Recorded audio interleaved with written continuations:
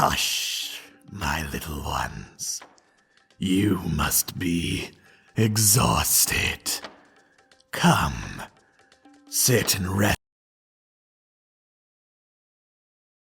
a while, and I will tell you a story of dungeons and douchebags.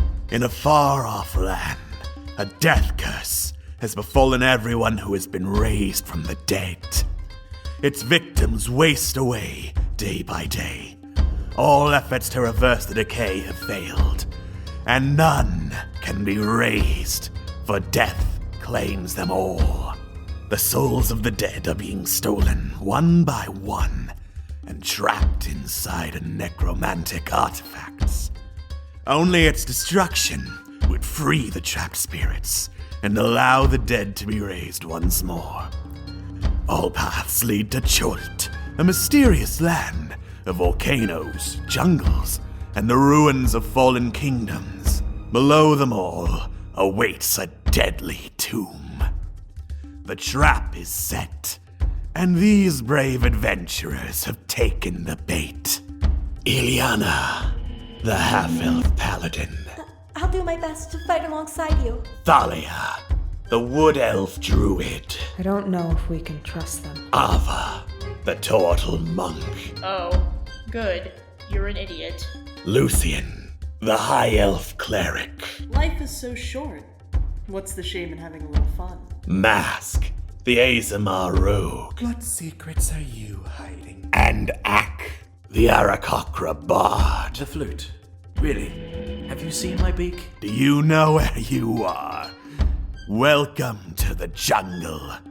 You're going to die, for none have survived the Tomb of Annihilation. Last time on Dungeons and Douchebags, Tomb of Annihilation. Our heroes discovered the heart of Oobtau, which legends say was the floating heart of the god of Chult, but was actually just an earth mote, which is more of a floating piece of dirt. There they found Valindra Shadowmantle, an elf working for the Red Wizards of Thay to find the Soulmonger and capture it for study. This did not rouse the suspicions of the elves and half-elves sent to talk with her, as they invited Ava up, and everything seemed to be going fine until Ava showed Sindra Sylvain's map, which roused Valindra into homicidal fury. It was then they discovered she was not just a wizard, but a lich, a powerful, nearly immortal undead sorcerer. Laying them low easily and taking the map, Valindra unleashed an undead horde ready to devour them. And it's likely that the party would have died had Don Carnage not burst in with superhuman speed and dragged them all out of the heart of Oobtau, tossing them through a portal just as it closed. And here I thought we were going to get some actual death. With only an older, inferior copy of the map to guide them, our heroes scribbled in what landmarks they could remember from their old map and headed in the direction of Orolunga. Luckily, Azaka actually knew the way and directed them to the ruins of Orolunga after a couple of minor incidents along the way. What will our heroes find where the Oracle is said to lie? Will they get answers to the questions they're seeking, and will the answers be the ones they want? And holy shit, is there anything in this jungle that's not hilariously overpowered? Find out on the next episode of Dungeons and Douchebags, Tomb of Annihilation. Hello everyone, and welcome to tonight's episode of Dungeons and Douchebags, Tomb of Annihilation. I'm your Dungeon Master, Xander, and joining me tonight are my lovely friends from Internet Remix, Alex Beckham, Cammy the Cat, Kristen, am I ever going to escape this living hell, Trzynski, and Atvas. Thank you. We were supposed to be joined by Philbert of the Dublins, but unfortunately his internet is down. He is thanks Great Britain for letting Phil out of our lives. You monster. How dare Uprising Attorney is also absent for the stream tonight. They are on a bit of a break for now. They'll be back with us eventually. So we'll be doing a bit of a narrative discussion for that. But yeah, so we're proceeding with the usual crew, and yeah, we're gonna pick up where we left off. Hopefully, the last time on had no glitches this time. But Last time on. last time? One of these days, I will make one that legitimately does that. That should be the finale. That needs to be the finale.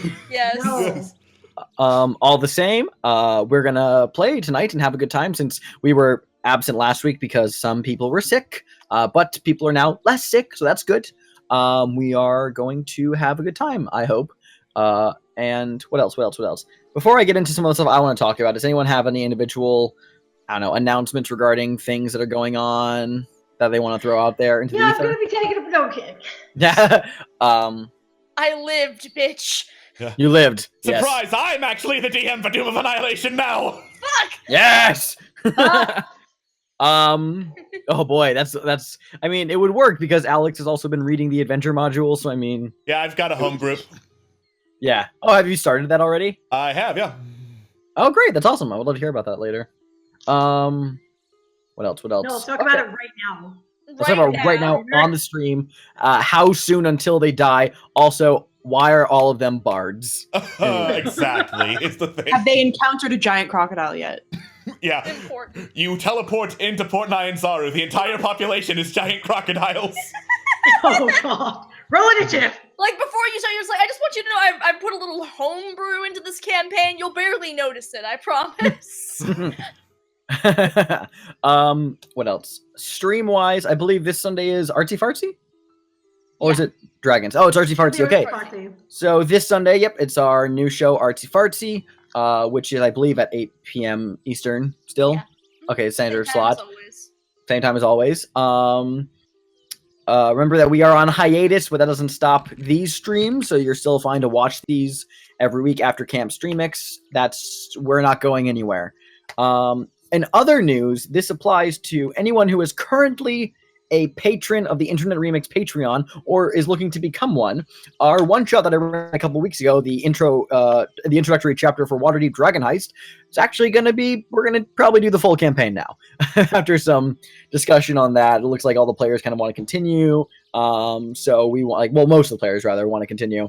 And we're going to do that. A big aspect of that module is that depending on what time of year the adventure is set in, that determines who the main antagonist of the campaign is. So, after tonight's stream, if you are a $1 or higher patron on our Patreon, there's going to be a poll thrown up, and it's going to be, which season does this adventure take place in? I'm not going to list the villains attached to each season. Just pick what you want, and whatever has the most votes in a couple weeks, we'll go with that. And if you're not a patron, well, hey, just $1 and you get access to all of that fun stuff. So you can pay $1 and then you can vote on this season. And then cancel. Yeah. You can literally just Please, pay $1. Yeah, you can pay $1 just to vote the one time. Yeah, exactly. Be like Yoshi, commit tax fraud. Did not know Yoshi committed tax fraud. Yeah. It really doesn't help that I actually know a guy who goes by Yoshi. Yeah. Does he commit tax fraud? I don't know, but he lives in Nebraska, so anything. Probably. Perhaps. Yeah. I committed tax fraud. Yahoo! Okay, cool. Other than that, I believe that's all I wanted to talk about and all that I'm legally allowed to talk about.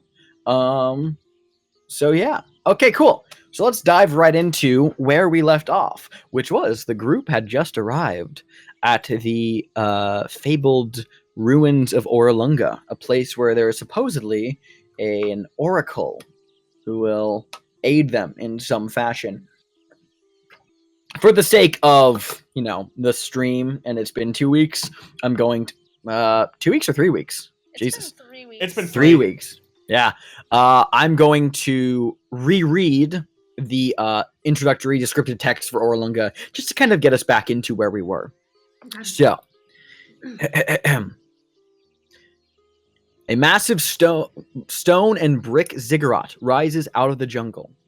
2 staircases angle up and across the front face, one on the right, the other from the left, to meet at a landing on the second level, 30 feet above your heads.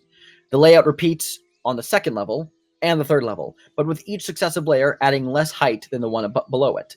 The fourth layer, 60 feet above the jungle floor, is an enclosed shrine or temple, its walls adorned with labyrinth symbols. The jungle encroaches right up to and onto the ancient structure. The first flights of steps are choked with creepers, tree roots, and flowering vines. It might have been surrounded by a city long ago, but the jungle is so dense that it would take hours of searching to find buried foundations and tumbled stones. You guys stand before this, essentially what is, for simplicity, a cubic temple kind of ascending above you. Well, it's cool looking. Remind me again why we came here. Because there's an oracle. Okay, cool. Probably that's gonna be at the top then? I mean, that's where I would be if I was like a super extra oracle or something. Yeah, that makes sense. Well, are there people around Orolunga? No. Oh. I feel like Leon's like looking around for the. She's like, oh, maybe we can. Oh, good. We get to do more climbing. Do you even know what an oracle is, Captain? I know what the fucking oracle is. I am not stupid. Are you sure? My intelligence score is 10. That is completely average. Wait, they're scoring it now? Don't worry about it. Don't worry about it. Things are different off in Halrua. Apparently. Well, I guess I want to do a history check, see if I know anything about the thing. Go for it. I'd like to make just a general perception to see what the best maneuver would be to get to the top, I guess, question mark. Okay, go for it. Make a perception check. So, Ava, you have heard of Orolunga. It's this ancient city, you know, that there was once a sprawling city around this ziggurat, and it was inhabited by this oracle, this guardian Naga. With the ravages of time and various threats in the jungle and a number of other historical events, the city has crumbled, but the ziggurat has remained and has sort of kind of existed as this mythical, almost fairy tale-like place of rumor. All right. Ilyana, looking around, you're just kind of looking up for ways up. Well, there are the stairs, as mentioned. Oh, good, stairs. Yeah, there are the stairs on the left and right sides of the ziggurat. The first that they ascend each, blockish layer, and then level out and then continue up again. I mean, the first layer is like 30 feet tall, reasonably based on the size. It could be climbed, if with either the right kind of tools or magic. One could even fly maybe directly over the whole structure. But in terms of like foot access, I mean, like the stairs that go up are they look mostly intact despite how ancient the ziggurat is. Just that this entire first layer is covered in a tangle of roots, vines, and creepers. Okay, so these particular creepers, do I look like I don't want to step on them? Does it look like? Make a nature check. Great. Yeah. All right. See who that is. Oh! Natural 20. Wow.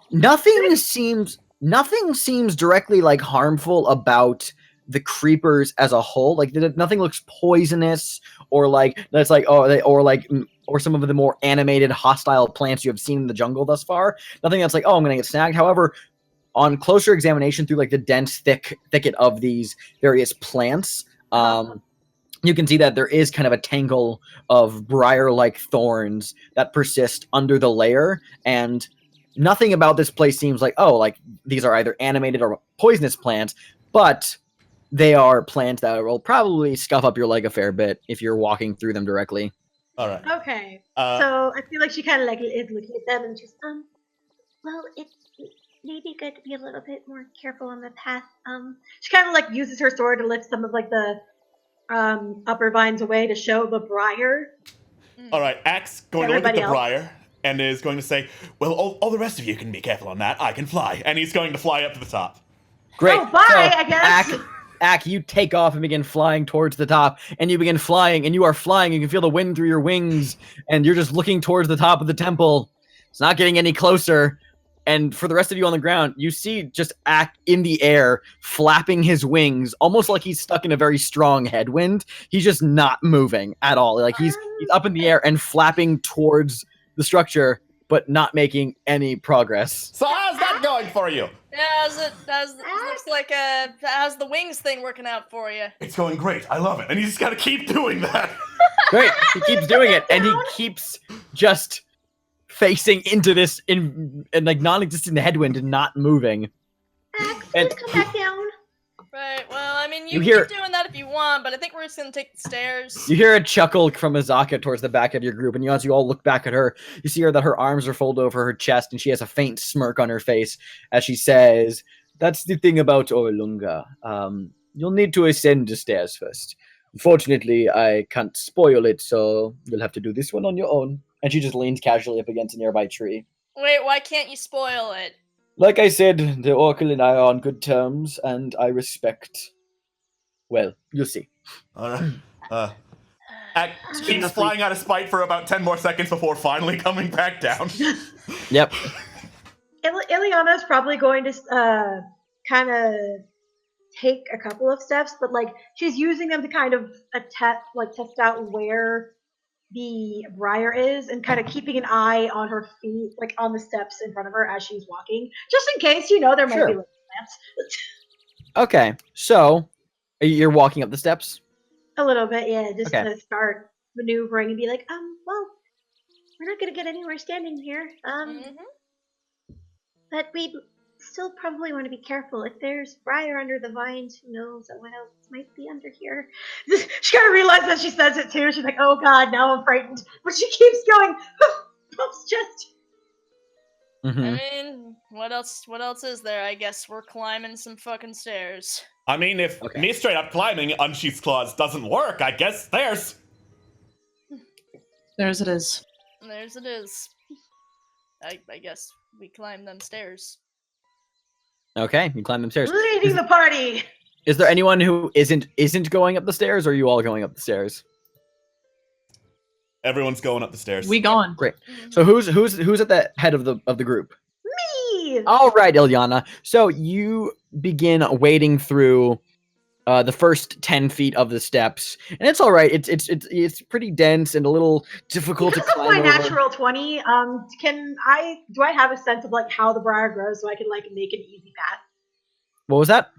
Because of my nat 20, do I Mhm. kind of know how the briar is kind of growing so I can make an easier path up the stairs?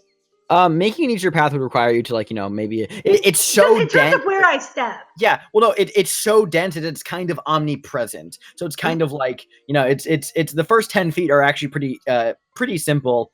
But then beyond that, you feel your legs begin to get scratched by the thorns, and you find a few places. Oh, like I can step here, and you step there, and then there are suddenly briars there that there weren't before, and you feel your legs begin to get scratched up. Oh, so they're suddenly moving now? What the fuck? They're not suddenly moving; they just appear suddenly. Oh. That's not fun. Do you continue? No, I'd like to make an Arcana check or whatever the fuck it is to figure out Sure. why the fuck they're just appearing. Is Sure, this a make it- battle of like? Make an Arcana check. It's fucking oh. You wow. You doubt 100. you doubt your own senses for a moment and realize maybe it's the jungle heat getting to you. Maybe all the last few days have been pretty rough in general, so you're just kind of like, oof, am I right? And you're just like, oh man, briars, who knows? And so you're just kind of you step your foot deep into a patch of briars, and then you feel them scuff up your legs. You take 1 point of damage from them, and you're just looking down at your bleeding leg like, huh. That doesn't help because I was on 7 already. Yeah. Well, No, I got 2 on that because I'm like, so I was about to be like, maybe she started helping herself, but also I'm realizing, Should we maybe like try cutting them or something? I mean, they're just plants. Yeah, it's true. I don't really have a cutting implement, Yeah, I'm sorry. gonna say, I'm like, do I have a cutting implement? looks at longsword sweats. I cannot believe of all the shit that I have Ava carrying, I don't have a fucking knife. Wow. Ava realizes she is not prepared for something and is just like, what the fuck? Ileana might, like, seeing that Ava's in a panic, might, like, pull out the dagger that she has and just hand it over to her and be like, just, Thanks. Thanks, kiddo. I wouldn't recommend being careless with cutting, because she's kind of looking at her head, like, holding her head, though, because she's like, am I going crazy? I don't know, is this in real life? But she's like, we don't even... You're getting scratched up. There were not thorns there earlier. Don't know what's going on, but it can't hurt to at least see what happens when we cut one. And Ava kneels down and just cuts like a very small branch just to see what'll happen if she does so. Okay, you cut through it, it bisects, and then all of a sudden, sticks back together. Nice. Oh, good! Okay, well, that's that thing. What the fuck? I'm guessing we just have to try and forge through then? Unless anyone else has better ideas. How many feet of climbing do we have to go? 50 feet. And you have moved 10 thus far. I am thinking maybe... Can I just cure wounds on myself before we keep going? Sure. Thanks. Alright, you do that. Okay. Just because I'm realizing now that my poor daughter, she's like, oh. And then she kind of looks at herself like, oh. Okay, you heal 3. You heal 3 points.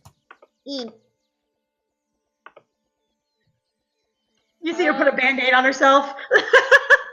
Pretty much. So what do you guys do? I'd say we could just set it on fire, but this seems like some magical shit.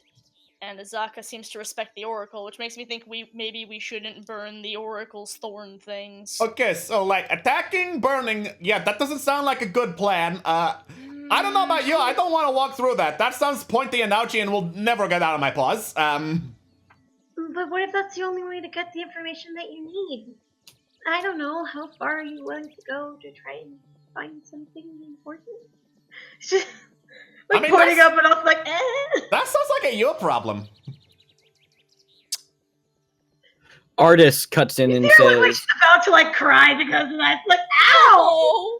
Meanwhile, this entire time, her leg has been straight in a briar, and it's just blood slowly trickling down into her boot. Yeah, she's just like, wow! Like, not saying anything, but she's staring at the briar and then looking back at him like, eh. Artist cuts in and he says...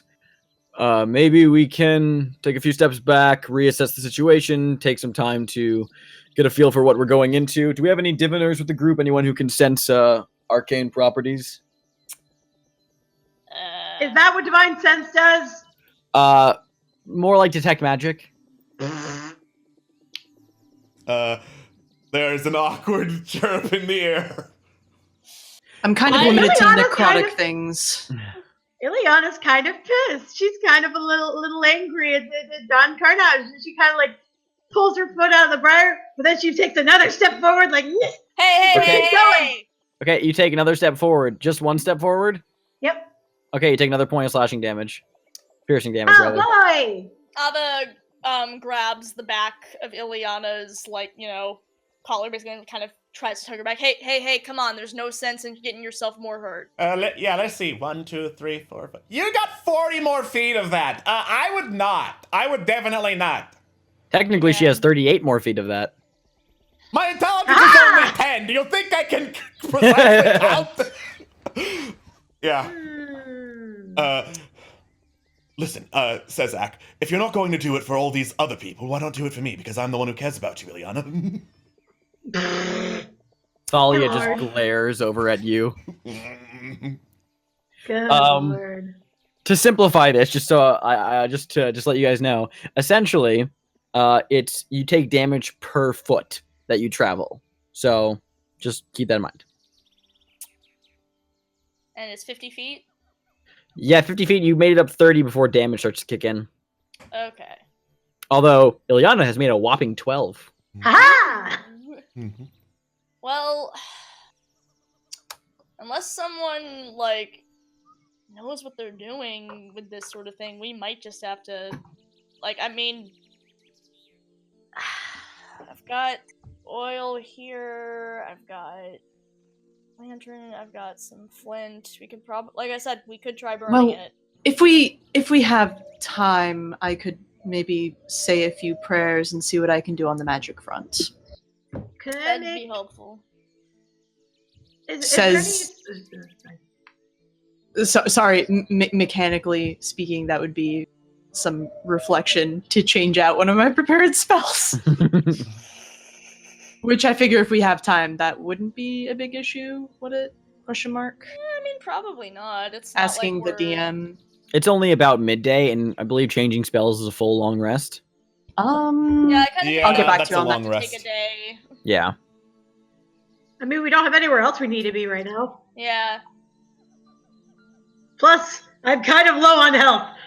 Mm-hmm. Yeah. Yeah. Alright. That sounds like our best bet, because, yeah, I don't want us getting shredded up by that. I guess we're hanging out while, our local wizard figures out the situation. Not quite a wizard at all whatsoever. You are the best stand-in we have right now. Sure, I'll see what I can do. Cool. Yeah, Lucian will kind of extricate himself from the vines and briar and sort of clear out a decent patch, take a kneel, and start to pray.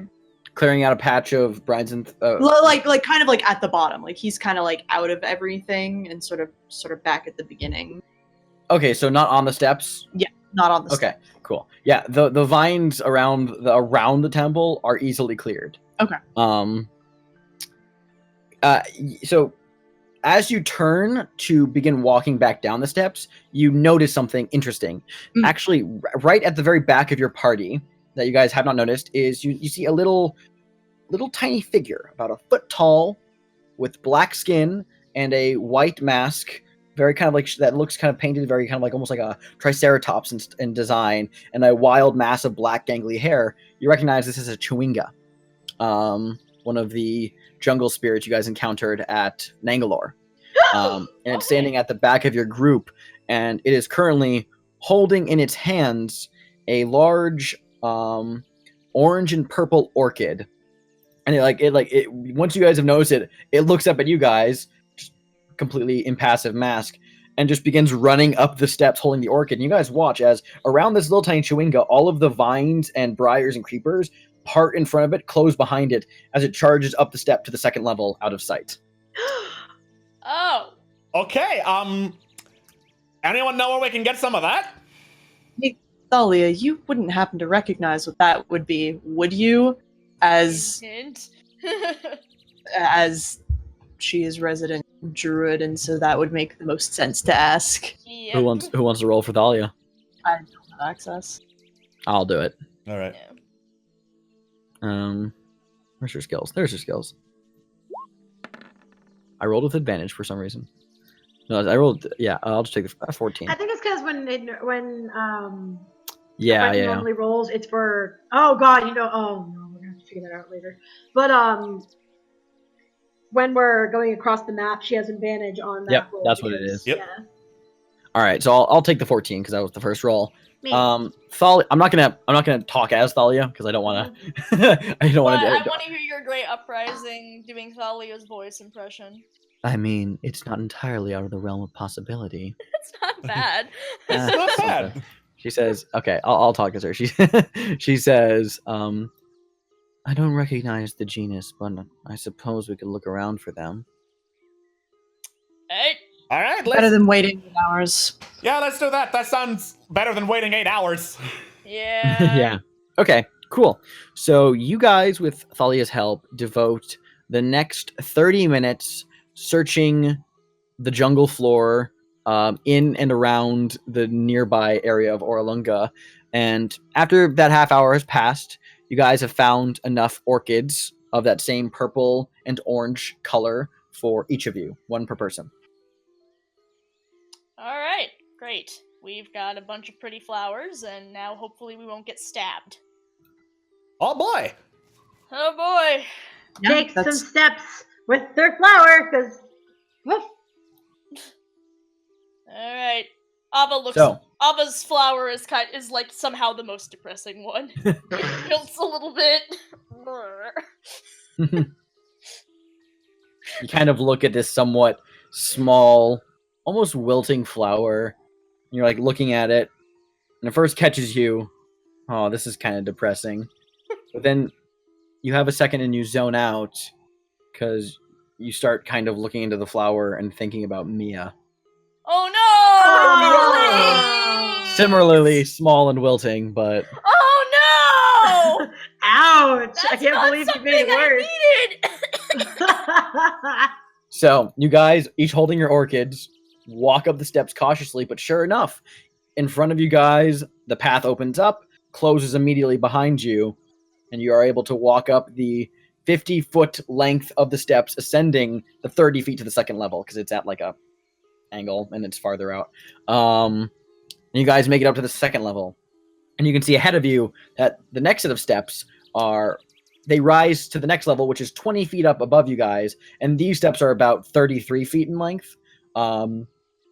Whereas these steps are completely clear of any obstruction. However, the stone is utterly crumbling, like from age, and it's just like cracked and gravelly. It looks extremely precarious.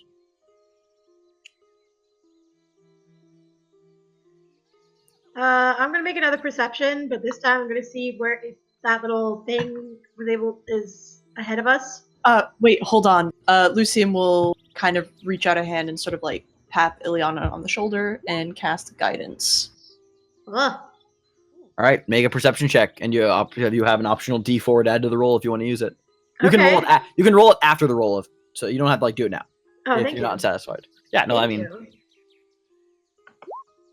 Wow! I feel like there's no point in adding it to that one. sure. But I'll try it. If you want to. Is there really? I mean, it's a cantrip, so there could be an endless amount of papping. Yeah. Let's try one more time. Not how perception checks work. That's not how skill checks work. Fine, I'll freaking roll the d. Things like perception checks are pretty like with a 5. Looks treacherous.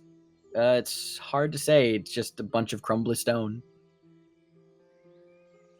I would normally say make Ak go first since he could fly and catch himself, but somehow that seems suboptimal at the moment. Yeah. Well, you know what? Can't I'm put going my to go finger on first it. anyway, because fuck you, I can totally do it. And Act just starts walking up the steps.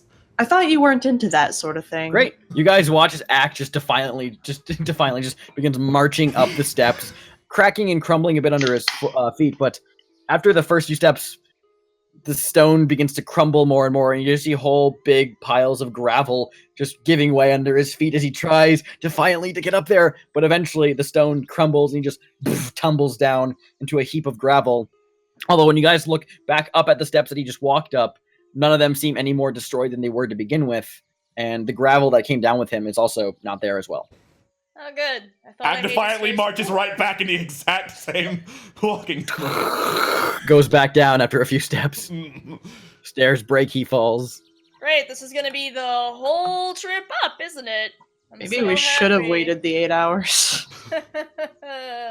Is there another one of the little masked guys around here or something? You look around, and sure enough, there's another Chewinga, different from the one you saw before, who's just standing with your group, looking up at you guys. In its hand, it holds a orange and purple orchid, and in the other hand, it holds a red parrot feather. And he just looks up at you guys, then just walks up the steps with no trouble whatsoever, out of sight. Wow, we are gonna get our cardio in today. Well, let's go get some parrot feathers, I guess. Where the fuck would we find parrot feathers? Do you want to look around for some parrot feathers? I guess we're gonna Yes. look around. Someone make a perception check. I feel like I Sure. Great. All right. Can I still Ava- make one? Yeah, you can go for it. Ava, you're just pissed off with the amount of cardio you've done today. Life's not easy for a turtle, man. No. Okay, with 19. You look around, Lucian, and you dig around this level a bit, kind of going around its whole circumference, trying to just get a feel for this place, keeping an eye out, and even using it as a vantage point over the jungle. But there's actually scattered throughout this level of the ziggurat are red parrot feathers that just kind of lay around. I'll just casually pick as many as needed for the party and an extra one. Naturally. I'll tuck it behind my ear. Nice. Okay. Some extra like that. All right. Just come back to the party wordlessly, hand each person just here you go, here you go, here you go. All right. Alright, let's go and see what the next stupid thing is. All right. Okay. So you guys walk up the steps. You can call it anything. I mean, kind of like points at her ears, like, if this is one of those things where it's making us think, then it might be watching, like the orc might be watching and seeing and Oh, for sure. I mean, you really think that's going to stop Ava? well, I'm having a great time, and I love stairs and puzzles. Ava runs on spite. You should know this by now. This is the best time. Let's go, because I love stairs. All And right. too, Ava Ava. marches irritably up the stairs. Okay, you march up the stairs. Nothing crumbles. You are moving as light as a feather. You get up to the second level, or rather the third level. And the next part of the ziggurat is only 12 feet above you. The steps about 20 feet in length at this level. The stairs are actually in excellent condition. However, you have a moment of pause when you see that the whole steps are covered in a writhing mass of snakes. Oh, God. Snakes. Why does it always have to be snakes? do you have a problem with snakes? Yeah. I have a problem with thousands of fucking snakes right in front of me. That's a big fucking problem. Well, I mean, you are in the wrong jungle then. looking around, is there any one of those little spirit things again? The little chewingas? You don't see one. Chewinga. What the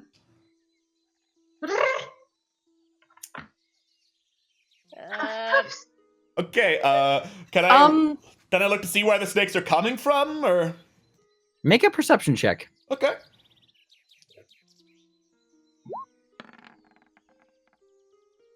They seem to, at first glance, it seems that they just kind of exist on the steps. It's just the same amount of snakes. You do notice little holes in the stone of the steps every so often. No snakes are currently actively coming through there, but they do seem snake-sized. I would like to try something. I've seen Thalia handle snakes before just by being fairly calm and forward, being gentle easily. I just kind of want to try and wade through the snakes. Just sort of watch my feet and go carefully. Don Okay. Carnage looks immediately away. Wait, actually, this is Ileana's turn to pat. Pep. Hold on.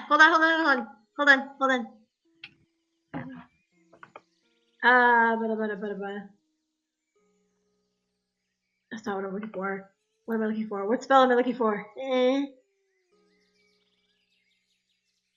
I'm gonna cast Bless on him. Sure. And for children who do not know what Bless is, it allows for, if you ever have to make a saving throw or anything like that, it'll give you an extra D4. Oh, thank you. I'm sure it'll be fine. Lucian says, knowing it probably won't be fine. Off we go then. Great. So, Ilyana casts Bless, and Lucian, you turn around, taking your first step towards the stairs. You have a moment of pause. As you look down towards your feet, there's a chewinga in front of your group that wasn't there before. I'll kind of like squat down a little bit. Just like, hi. It's holding a orange and purple orchid and the red feather. Looks up at you for a second, turns back, walks towards the steps, approaches the nearest snake, the nearest snake to it, and you watch as it takes the orchid and whacks one of the snakes with it. And then you see that the snake like rears back in this moment of the fuck and like coils its body backward like it's about to strike, but the chewinga just calmly reaches out and slowly strokes the snake's flank with the red feather, and you watch as the snake calms down. The chewinga slowly lies itself down on its belly, and facing the snake, and there's a little hole in its mouth, and you watch as the snake slowly slithers into the chewinga's mouth, all the way in. A snake that's much bigger than the chewinga itself, slowly vanishing down its gullet. After the whole thing is gone, you watch the chewinga just calmly begin to slither its body like a snake and move up the stairs without any issue from the other snakes. I've done weirder things in Neverwinter. No, Let's go. I can't believe there's fucking vor in this jungle! This probably won't even be the weirdest thing I've ever done. With great ceremony, Lucy will kind of like nod towards the Ileana's like covering her eyes. Brandish the orchid. Yep. Approach closest snake. Okay. Tap snake on the snoot. It like begins to like hiss. Shebang! Feather. Just Feather. You little okay. stroking, tickling. Okay, cool. Yeah, it calms down. I will allow it to happen. All right, you lay down on the ground, open your mouth, and the snake very calmly slides into your mouth, down your throat, and I need you to make a Constitution saving throw as you finish swallowing the snake. Wait. Yeah, you rolled a 7. Yeah, but bless. You got the +4. Ah! Yeah. Ah, there we go. That's important. Yeah, it was. Okay, cool. There's this moment of just weird sensation through your body, but everything seems fine. Good. I'm glad I haven't lost that talent at least.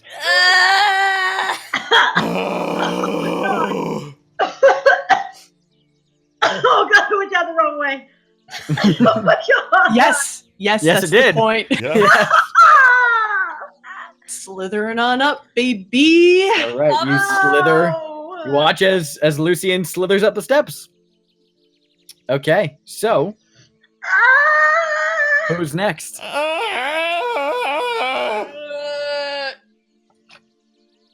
Not the worm again.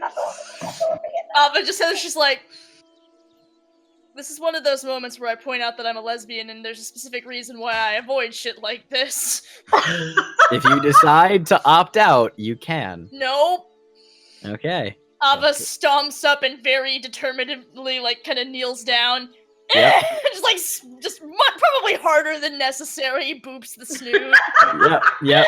And then, like, awkwardly, like, lightest, most unenthusiastic tickling.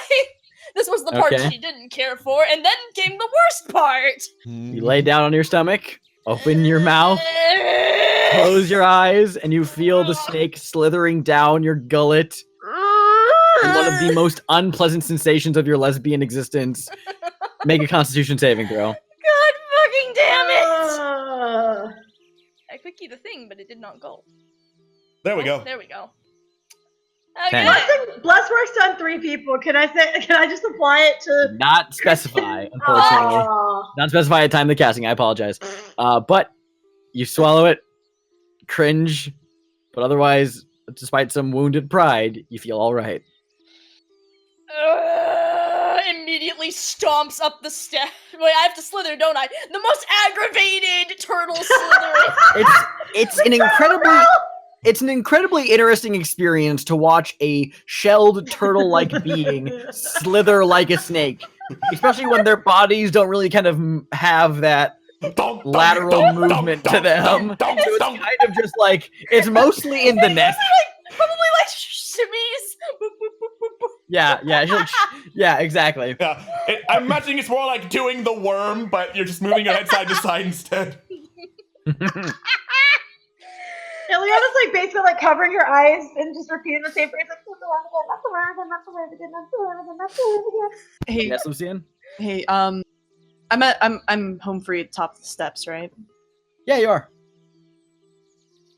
How tall are the steps again? How far? What distance? The height difference between the levels of the ziggurat is only 12 feet. These steps are only the steps, however, are 20 feet long, since it extends a bit beyond. Yeah. I'll just sort of like sigh. Everyone's being dramatic. I will cast bless myself on the remaining party members. Yes. Okay. Great. All right.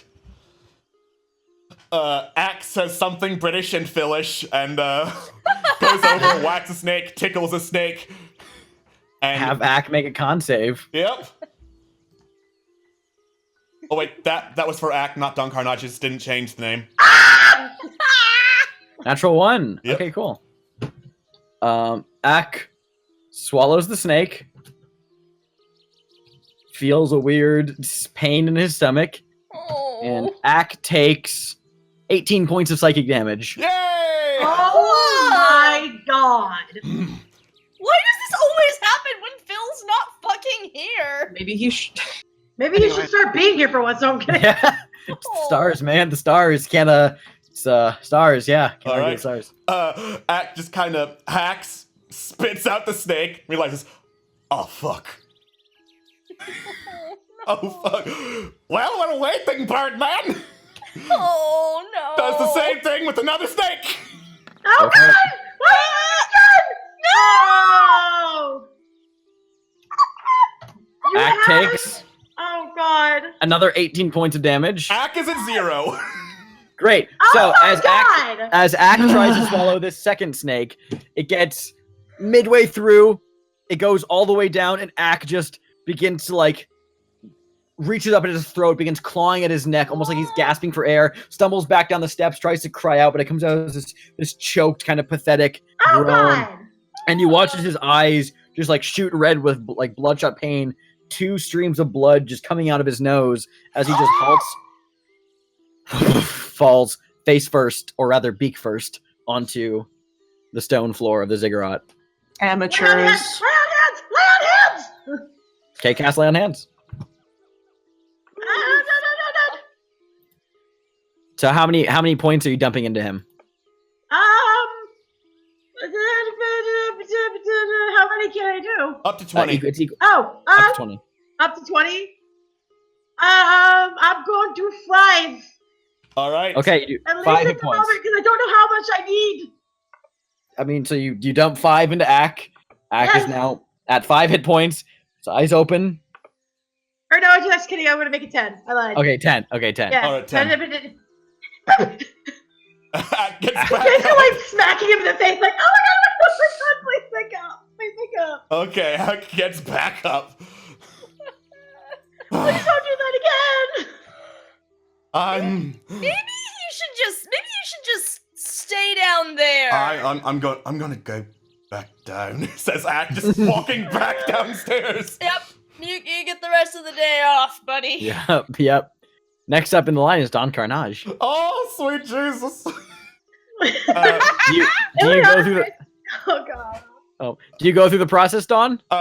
Don Carnage takes one tiptoe forward, then another. This goes on for way too long until he is at maximum stretch distance to, like, lightly touch the snake with the orchid. Then tickle Okay. the snake with the feather. Yep. Yeah. And then he slowly lays down. You lay down and you open your mouth. The snake slithers into your throat.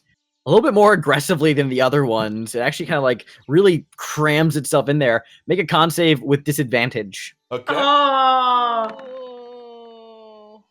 I'm going to add bless to that. Yes, you can. All right.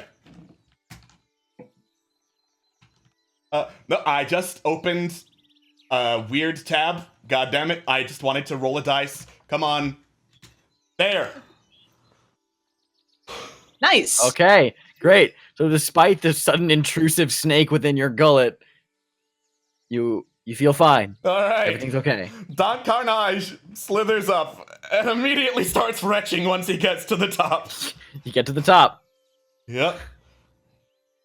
Ileana is still sitting at the bottom of the stairs, like basically holding her head, shaking it, just like, again repeating the phrase. Not for him again, not for him again, not for him again. I can't. Hey!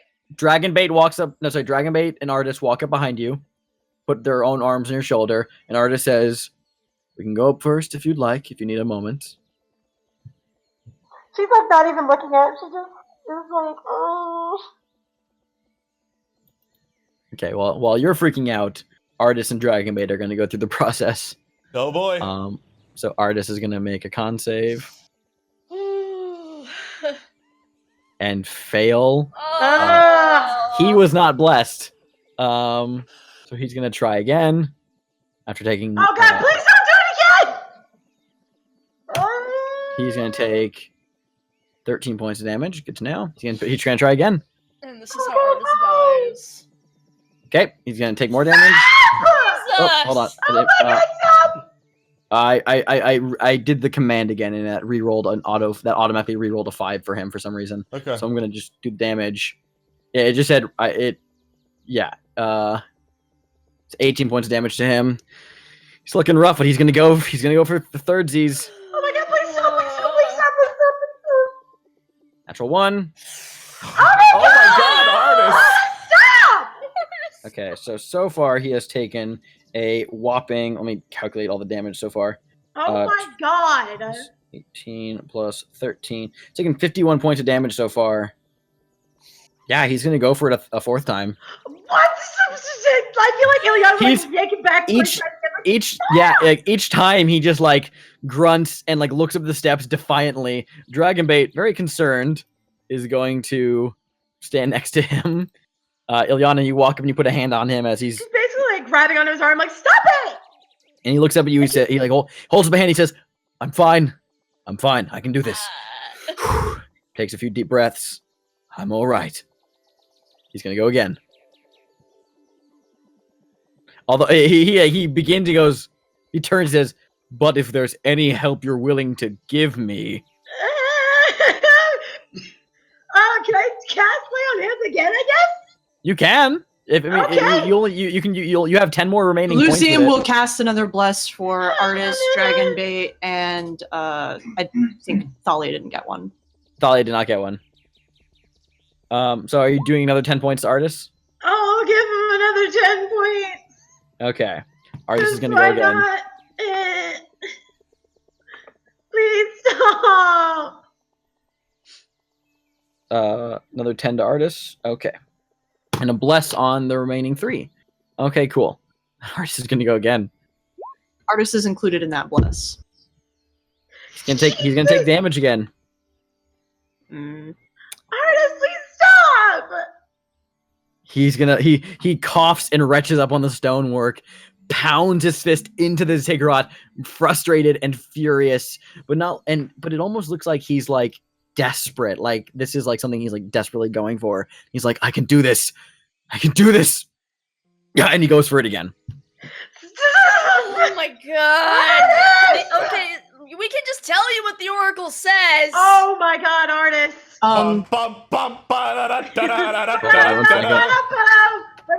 Damn, poor Artis.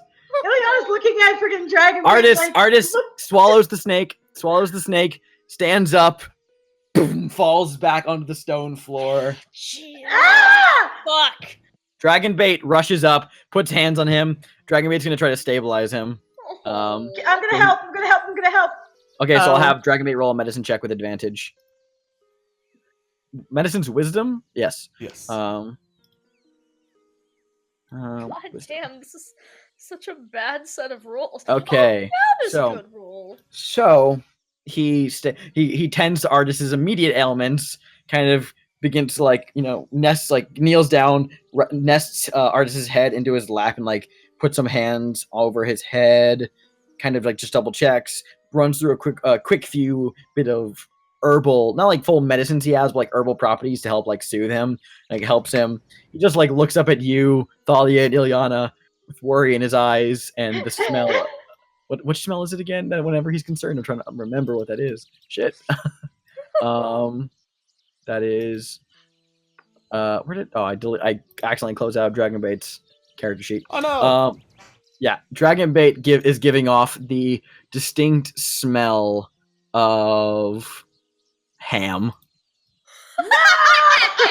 Ah, yes, concerned hams. Yes, Lucian. Lucian is seeing that Artis gets down. Lucian is going to just immediately go back down, and he is going to cast Cure Wounds on Artis, which will give me a moment. I get a special thing because he's at 0. Mm-hmm. So give me a hot second. Yeah, go for it.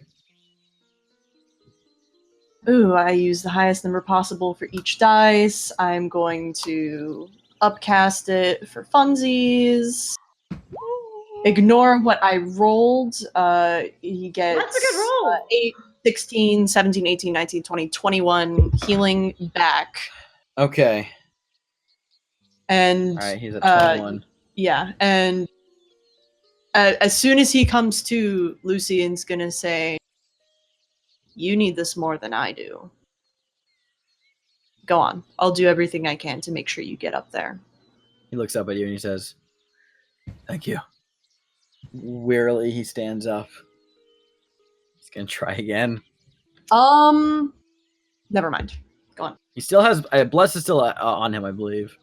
Yeah, Bless I was up to- checking to see if guidance was concentration as well, It which is. it is. So yeah, Bless- so it doesn't stack. It ends after a minute. I'll say that it's not a minute yet. I'll still give him. So Actually, I have one more, but I didn't. Don't I worry haven't about it. Gotten all my Just- prepared spells, but this one works really well. Ilyana, let me handle it. You Okay. have things you need to know too. I don't. I can wait here. he's gonna make another con save. And finally make it. Oh my god! This Artis! time, Artis lays down, sets his eyes forward up towards the next level of the ziggurat, inhales, takes the snake down his throat, and after a moment of closing his eyes and waiting for the pain to come, his body relaxes. A smile comes to his face. He slithers up the steps. Good on you. Oh my god. Oh, man. Well, go on, you two. I'm I'm here. looking between freaking Dragon Bait and Lucian, and she's kind of like, she is in a panic after what happened to freaking Akin Artist. She's like, oh god, I'm like, Ilyana. And Lucian will kind of like take Ilyana by the shoulders. He's gotten up by now. And he'll look directly at her. I will catch you if you fall. Okay? You can do this.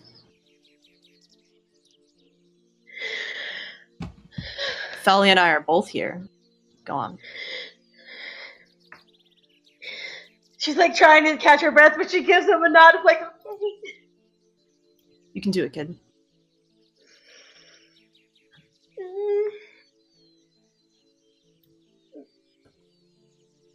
I guess she's gonna try it. Go for it. Make a Constitution saving throw. She's like squinting her eyes so hard. Make a con save, man. Oh, Oof. Okay, you Oof. take big oof, man. big oof! You don't even need to tell me how many points I got because I'm down. You take 11 points of damage. I'm down How are you already? because That's I didn't. fine. That's fine. Lucian will heal you. He will once more cast Cure Wounds upcast it, and you will get 16, 17, 18, 19, 20, 21 hit points back. Holy shit! Gone, kid. I What a told you I'd great catch elf you. kid. What a great elf dad. Elf dad is We best love dad. our elf dad. We stand elf dad in this house. We do. But, like, oh god. I know you're looking for something, and the Oracle will probably know, so you can do it. I know you can. I don't know if I can. She's like Ileana- covering her face, like, I don't know.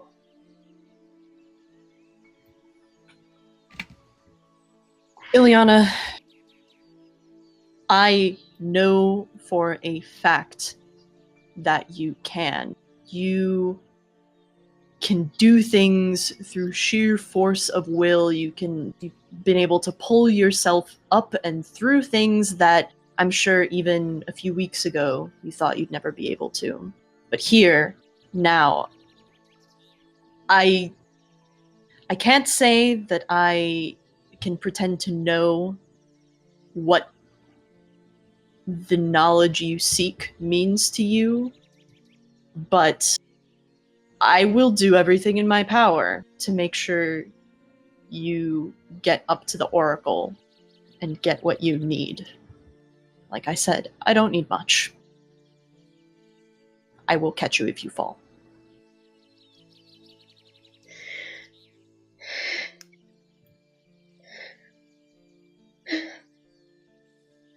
Okay. Okay. She's gonna try one more time! Go make a con save. I hate this. Ah! Are you gonna- Bump. Don't you have bless? You have Bless. I have bless. Ugh. It's not enough. Ileana, you take 19 points of psychic damage and are left with this kind of crushing frustration in the aftermath as you just can't do it. Do you want to try again?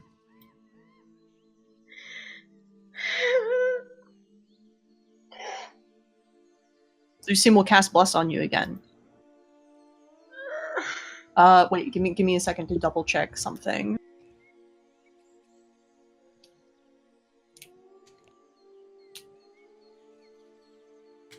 Okay. Yep. Gone. Oh gosh. Frickin'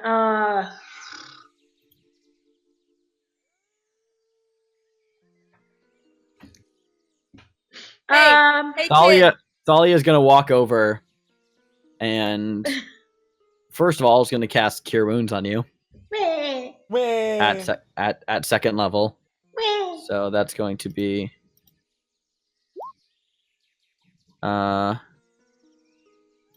that's 2d8 plus wisdom. Yeah. 8. And Thalia's wisdom is some is plus 4. Oh, you take 8. So you get healed 18 points. Holy And- heck. And also, would guidance and bless stack? That's a good question. Yes. Well, I say if it's from yes. two different people, It's from Yeah, two different it's two people. different people. so it doesn't She's- interfere with she's- concentration. Thalia is also going to cast guidance. Hmm. Yay. So that's an extra D4. We know you can do it. Hey, weren't Everybody's you the... believing in her. Yeah. Hey, Do kid, it. weren't you the one that said, don't you have something that means more than anything to you? Something you'd do anything for? Come on, I know you have that. You need this more than anyone does. Okay, not as... You need this. You can do it. Come on. I know you can do it. Don Carnage gives a thumbs up while he's still just kind of gagging. I just imagine like the cat hairball gag too.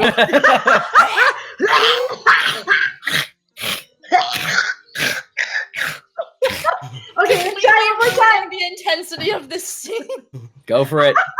Okay. Go for it, Ilyana. The love of my friends. Yes! My friends! Yay!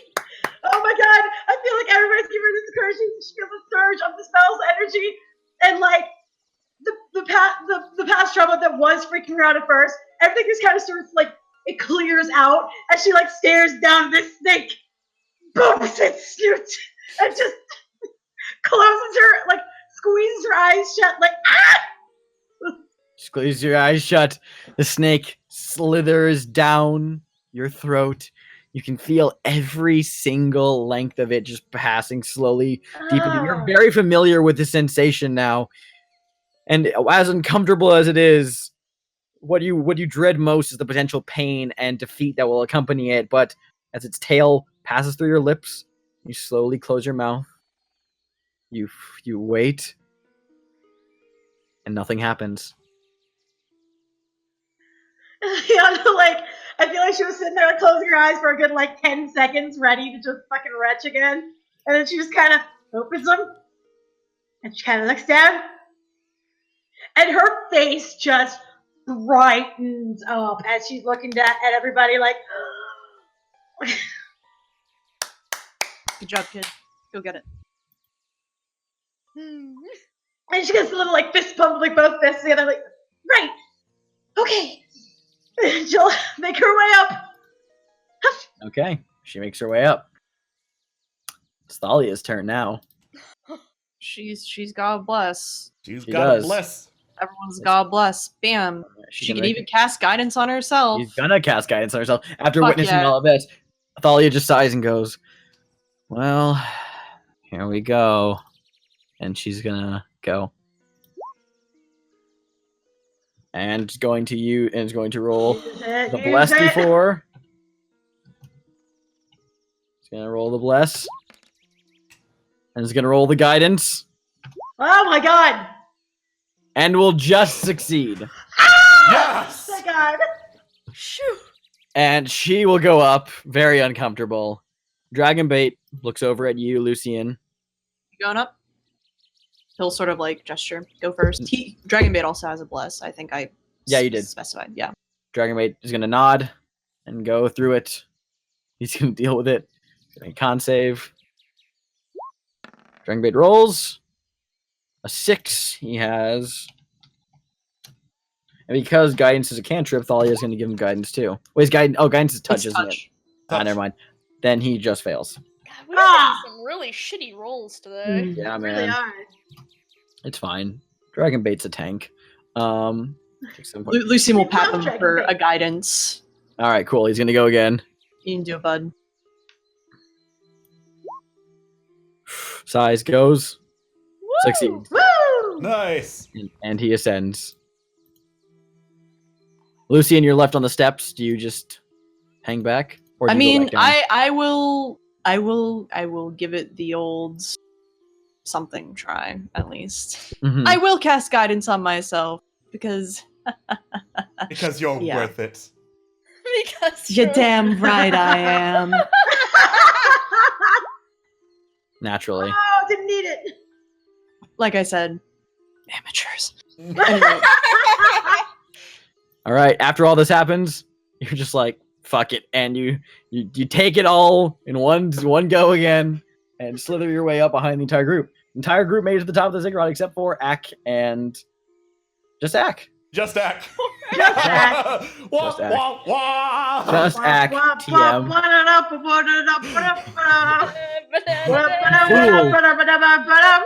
You fool! We don't have the rights for that song. Well, that's really too bad, given how much we've already hummed it on stream. Right. Yeah. So atop the ziggurat is a simple rectangular structure of brick.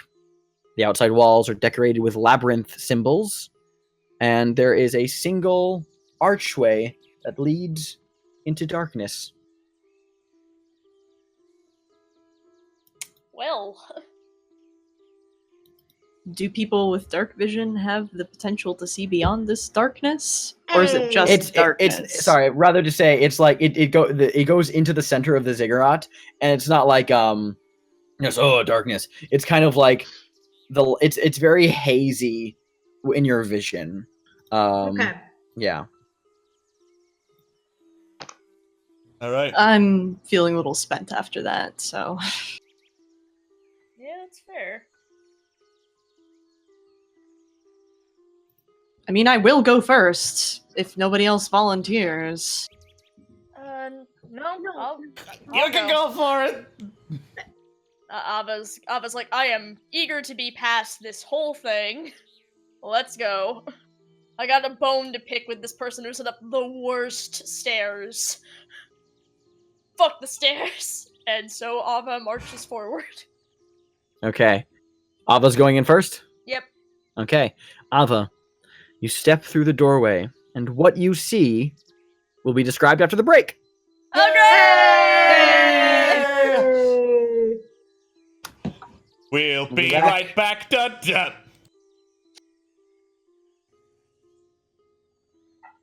Welcome back, everyone. So, Ava, you were the person who walked forward first, correct? Mm-hmm. Okay, cool. So, Ava, you take a few steps forward beyond the entryway to that central structure. And the entryway is kind of hazy. You're not like smoke or some kind of darkness or even this kind of like magical, like kind of like you're almost like looking through like almost like tinted or what is the term? Leaded? No, I forget the term, like glass. But it's more like inexplicably you just have a hard time actually focusing your eyes into the room itself. It's kind of like, you know, your eyes just don't want to wholly focus on what's inside. But as you step in beyond the threshold, you find yourself in a chamber where you can see. And this applies to everyone else who enters behind Ava. I'm going to change the music. 1 second. Ooh. Ooh. Yeah. Whoa. Oh, yeah. How about this? This should do. Yeah. Play that. Oh boy.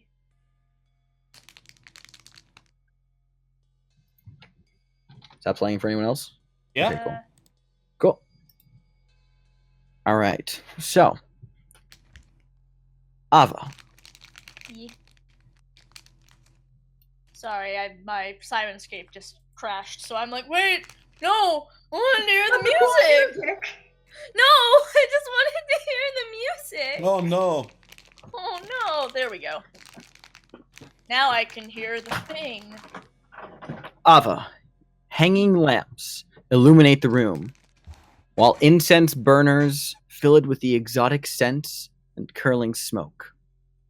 Cushions and reed mats cover the floor, pots of blooming flowers line the plastered walls, and singing birds flit from plant to plant. An immense snake with iridescent scales rests on a heap of cushions opposite the doorway. It rises slowly to a height of 5 feet, staring directly into your eyes as it moves.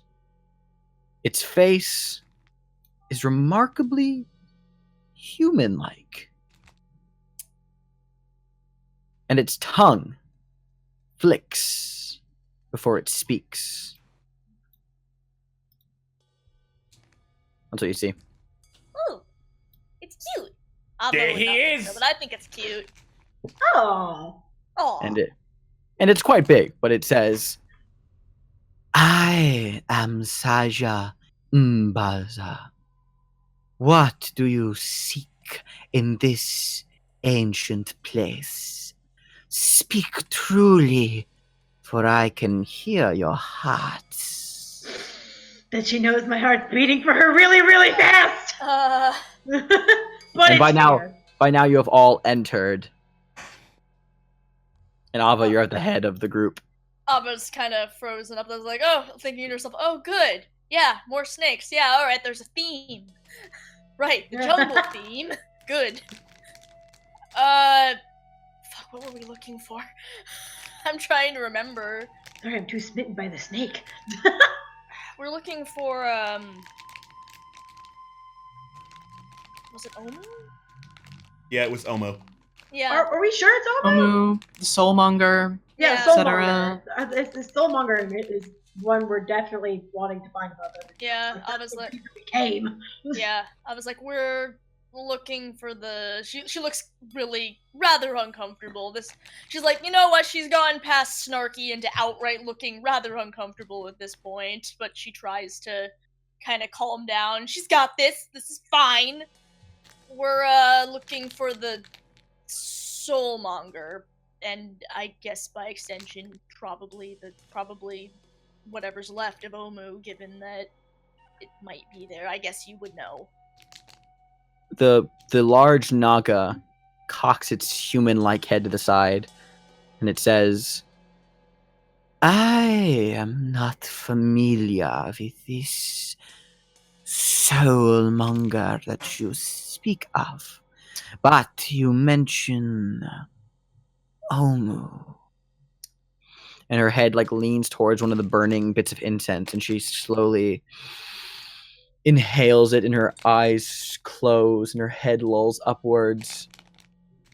She says, "But I have seen a number of omens regarding the Forbidden City."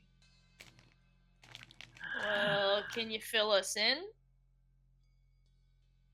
I have seen visions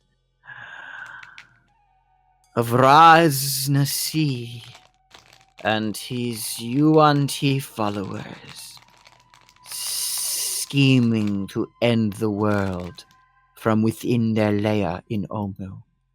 Good. But these omens are not exclusive to the ones I have seen beneath. Indeed, there is something dark within Omu. Perhaps there you will find what you seek. Between the peaks of flame and the valley of lost honor, you will see the sunken city. Below the surrounding jungle, perhaps the best way to spot it is from the air or nearest high ground. Well, that was already in the plan. Alright. But I sense other things in your heart. Yes. One question, each of you. I shall grant you this. And her head leans towards you, Ava, and she says, one question, and I have one answer.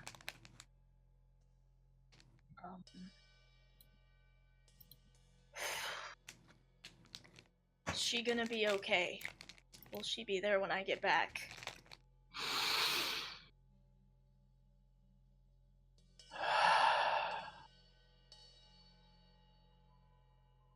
Within darkness she lies, wasting away. But should you be successful and pertinent, your heart's desire will be waiting for you when you get back. Do not falter in your path, for her time is short, but the path long, and fate is inexplicably on your side. Oh. Oh. Ava looks incredibly shocked, like she just kind of steps back and is kind of tearing up, and she's like, oh. Okay. Thank you. Her head shifts to Lucian and looks at you and says, I see within you a free spirit. What is it you would like to know? Lucien just sort of like very amiably looks up at the Naga and just kind of. Then he pauses. A companion of ours was afflicted on the way here, and it will be a long time before I am able to restore him. Is there anything that can be done before I will have the means to do it myself? You are lucky to find yourself in my presence today. Perhaps, yes, I may be willing to assist you in what it is you need, your dear friend, alone in the jungle, afflicted by a dark creature. But his salvation is near. Perhaps with my aid, yes, perhaps I would be willing to provide you with the means. But first, a question for the group.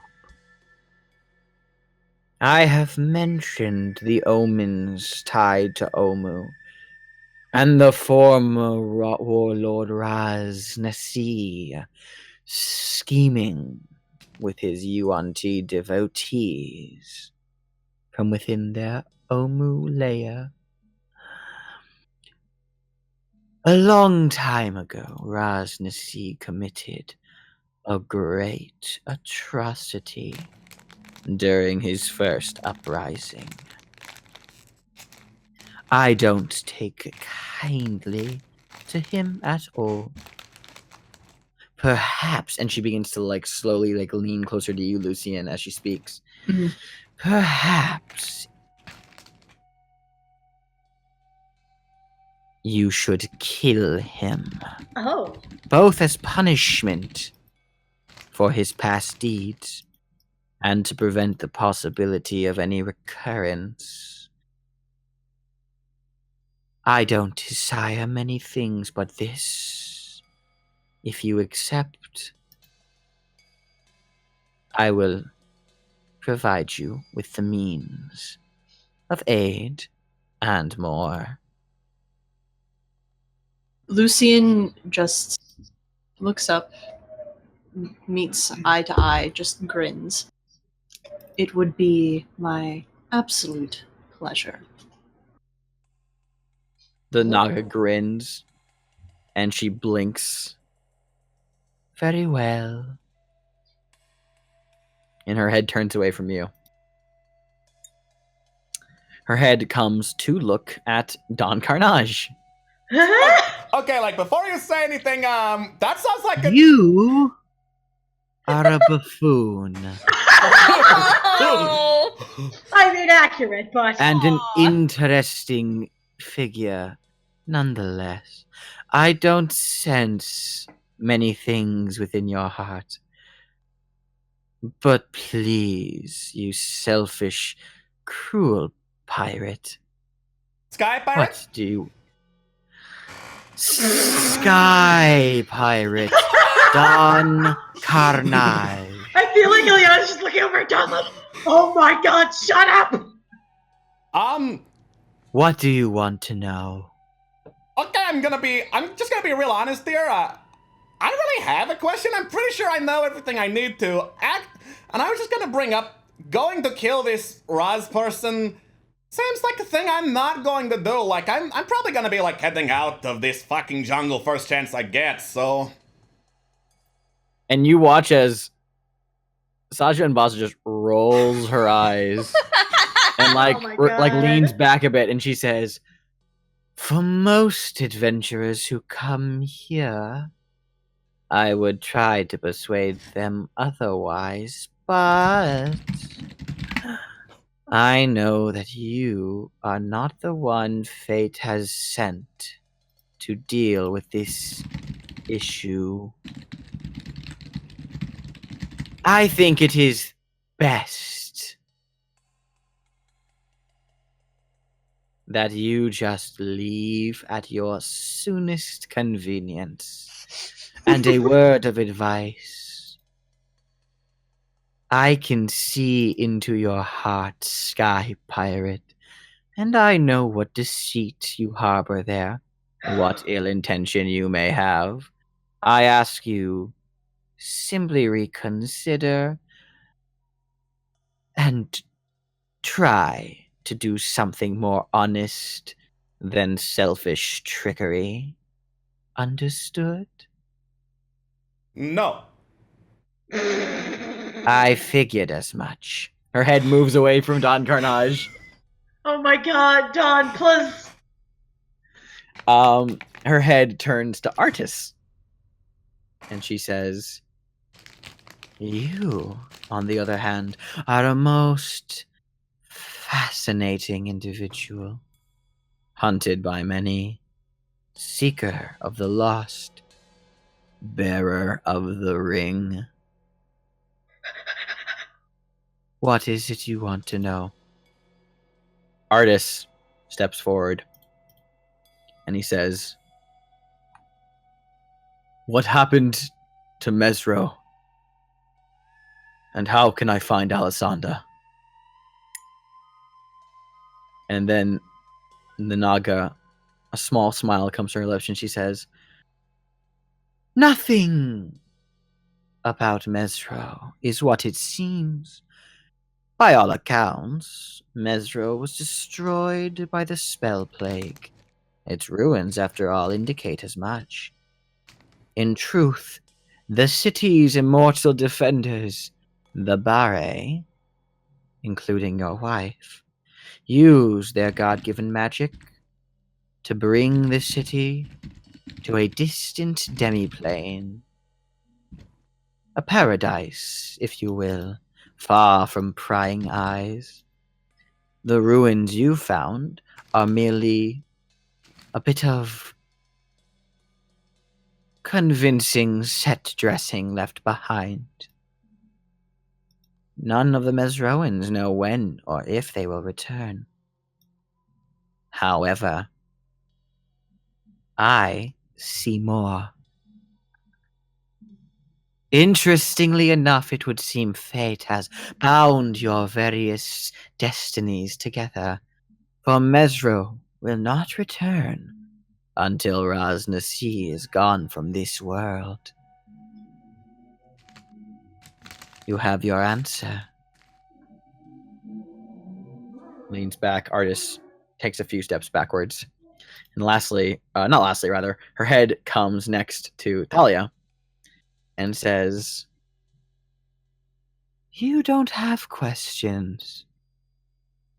Interestingly, but your heart is full of strife, being tugged in multiple directions. And you have grown closer to others. No, you don't have a question. You seek an escape, but child, I will tell you now, there is only a forward path. And Saja and Baza leans back. Thalia blinks and goes vacant for a moment. And then Thalia just turns and leaves. Oh no. And Saja and Baza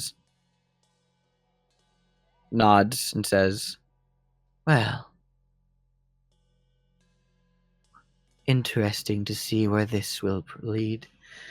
But of course... And then finally brings to look at Ilyana. and she says, my poor dear broken child. There are many holes in your hearts, some more recent than others. And she almost looks at you with this, with not like pity, but a deep kind of motherly empathy, almost. Like almost not somewhere between pity and concern. This motherly look she gives you. That look actually might make her feel uncomfortable. Mm-hmm. And she says, more uncomfortable than she already was. Saja Mbaza says, "You have desires elsewhere that have already received a solution, but I know that you have more questions, and unfortunately, I can only answer one. What do you want to know? I can see it boiling deep within you. Ask." She just hearing that sort of thing, ask your questions, finally get to ask it. She pulls out the freaking pendant. It's I need to find a man who has the same pendant as this, who's here. Please, I need to know where he is. Your father is near. Near, of course, in the sense that Chult is a large, but in retrospect, very small place. He traveled with a band of adventurers. They carried above them a yellow banner and identified themselves as such. They too were bound for Omu on a quest entirely unrelated to your own. He is in great peril, and you must go to him.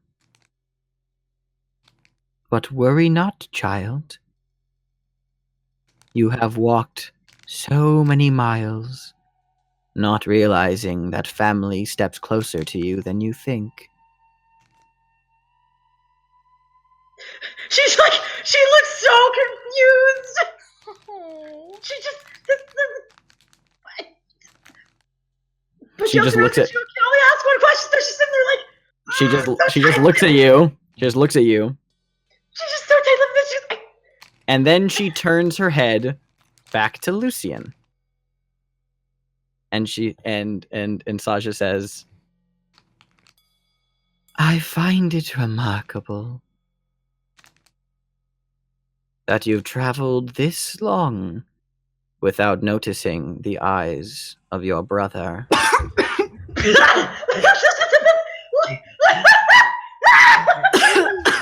And then Saja leans backwards and says, "And so uncle and niece reconvene."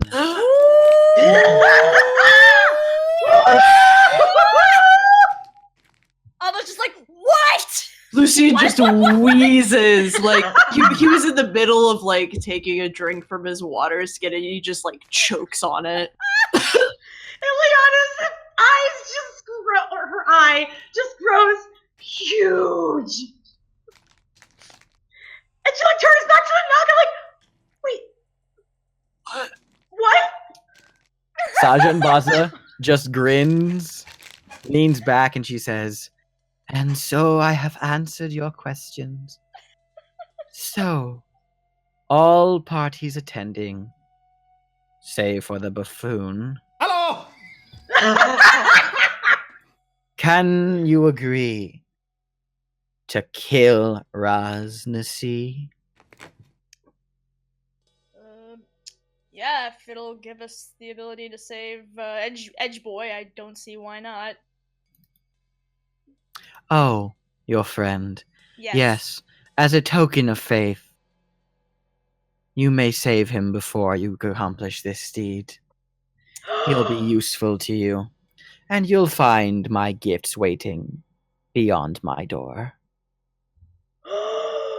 Alright. You already have my word. Artist just nods. Dragonbait nods. Ilyana, she looks at you. She's so blank in the face. Her entire world has just turned upside down.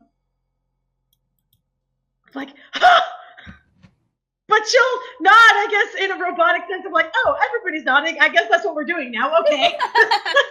More so of like, I don't know what's happening because I'm still trying to process this, but sure.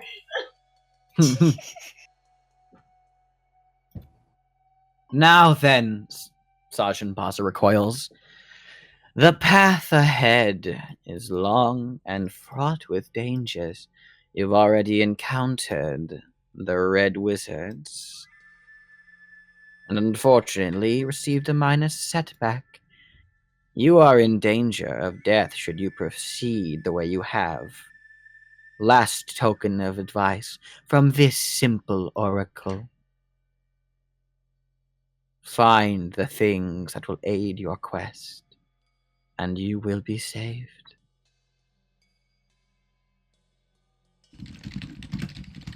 Alright. Oh my god. Oh, okay, sure, yeah. So do all the side quests.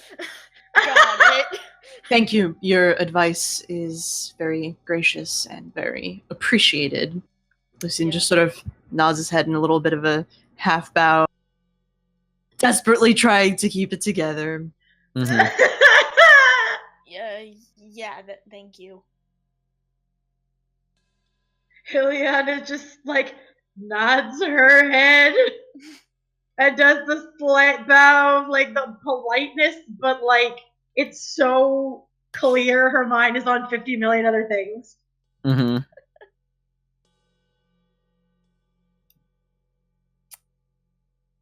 Well, this has been enlightening. I guess we'll leave you to your weird snake thing. Have fun on the way back down. Thanks! Oh. I don't like how she said that. Okay, yeah, whatever. I'm just gonna go. Okay, bye. Bye. And you guys leave. You guys walk back out the way you came. As you glance over your shoulder, where was kind of this hazy, unfocused chamber, is just an empty, barren room. And each of you within your stomach, not in your stomach, no, deeper than that, almost as if it suffuses at the very core of your being, you feel vestiges of power within you that you don't fully understand yet, but in the days to come, they might prove themselves present. Although, of all of you to understand what is happening, Lucian, I'm going to PM you this, actually. Whoa. You already know exactly what you possess. Ooh. Ooh.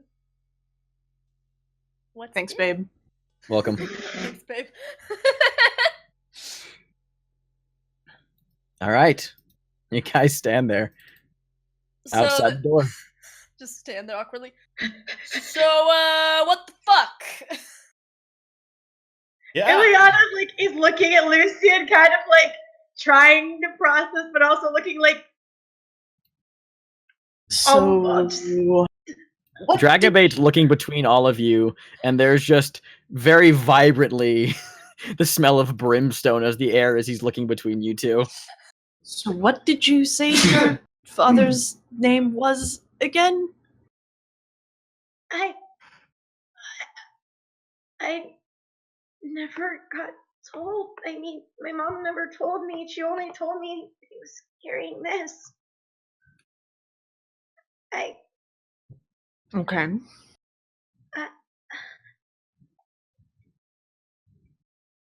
I will. Lucy just makes like just a strangled noise. I will spare you my family tree and family history, but let's just say I have more than one brother.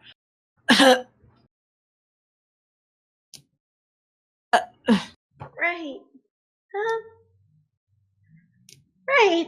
She's kind of sitting there like, I understand this nothing, but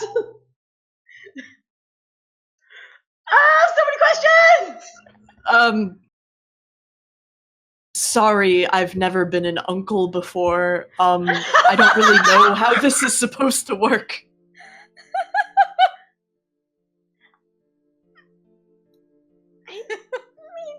I'm guessing you didn't know that?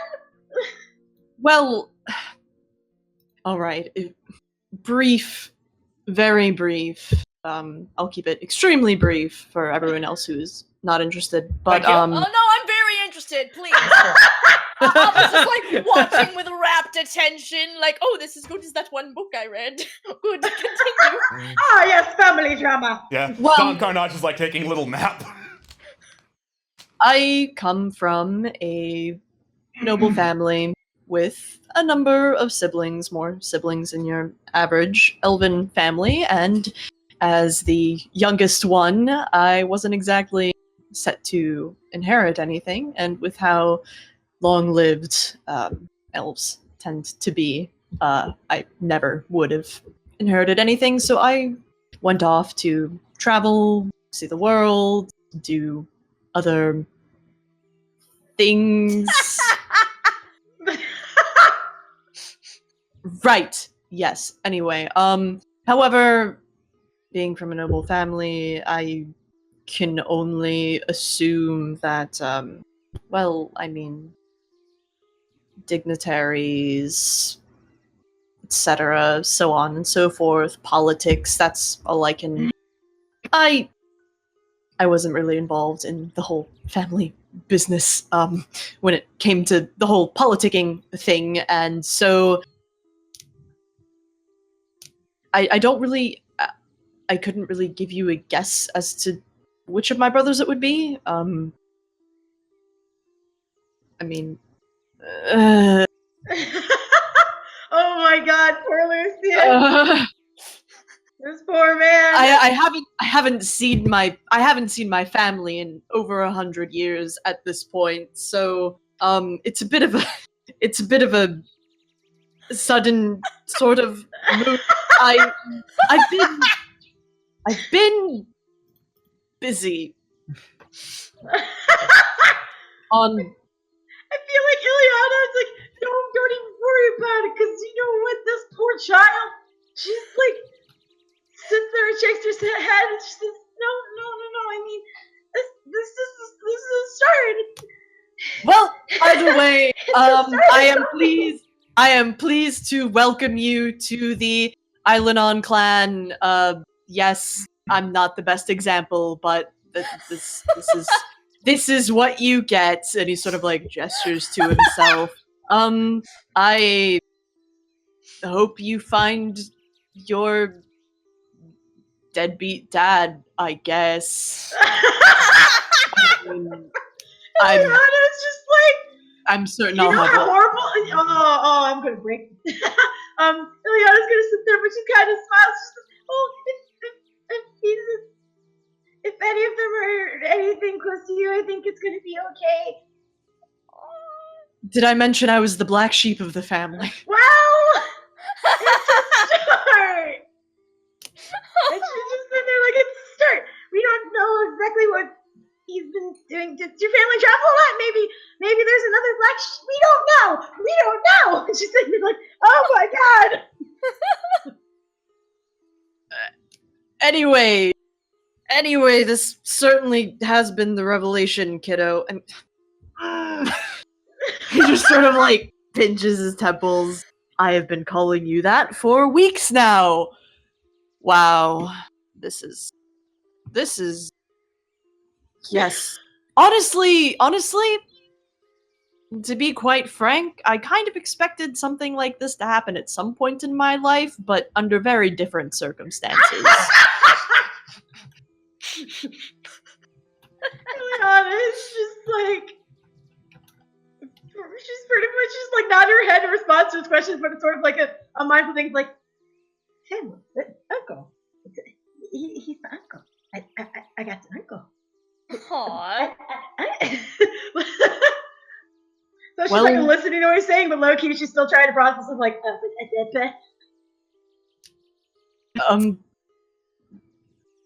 yeah.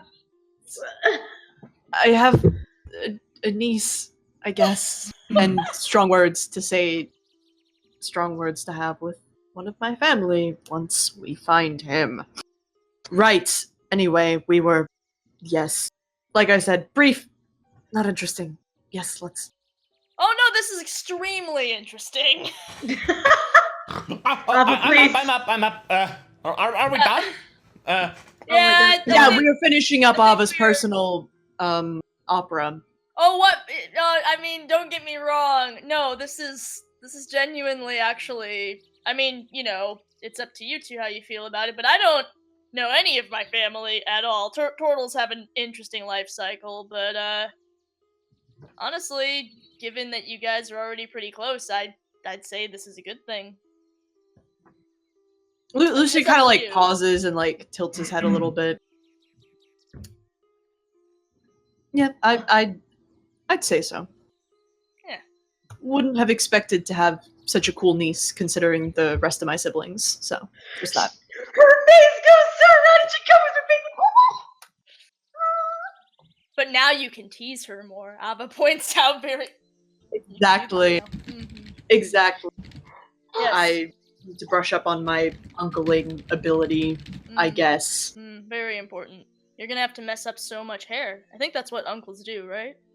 Absolutely. And Lucian just like ruffles Ileana's hair just right off the bat.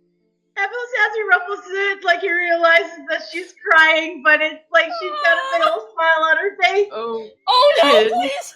Kid, I like awkwardly like transition to post hair ruffle like kind of hug thing. I don't know. Is this okay? Yes, that. This is what you do. Yeah. Yes, I'm good with kids. She's just like, it's okay. But she like clicks onto him and she's just like, it's okay. Oh man. Well, this has been a day. Yep, this is charming. As great as this is, well, I don't want to get back to swallowing a bunch of snakes, but we do have to get back down, and we have to continue on this journey to save my dying girlfriend. You look back down, and the temple steps are just completely empty. They look fine. Ava just. Oh, that works out. Don Carnage just goes back down. Well, as you guys were a little preoccupied when you first walked out of the shrine with this sudden family revelation, you guys notice that, interestingly enough, it's the sky is pale. Not pale as in it's later or like it's but the sky has almost an early morning pale, and the colors of dawn are just beginning to fade from the sky. It seems like an entire day has gone by, even though that was just the passage of merely a few minutes. And as you guys walk down the steps, you can see a campfire flickering, well, not flickering, smoldering in the early morning light.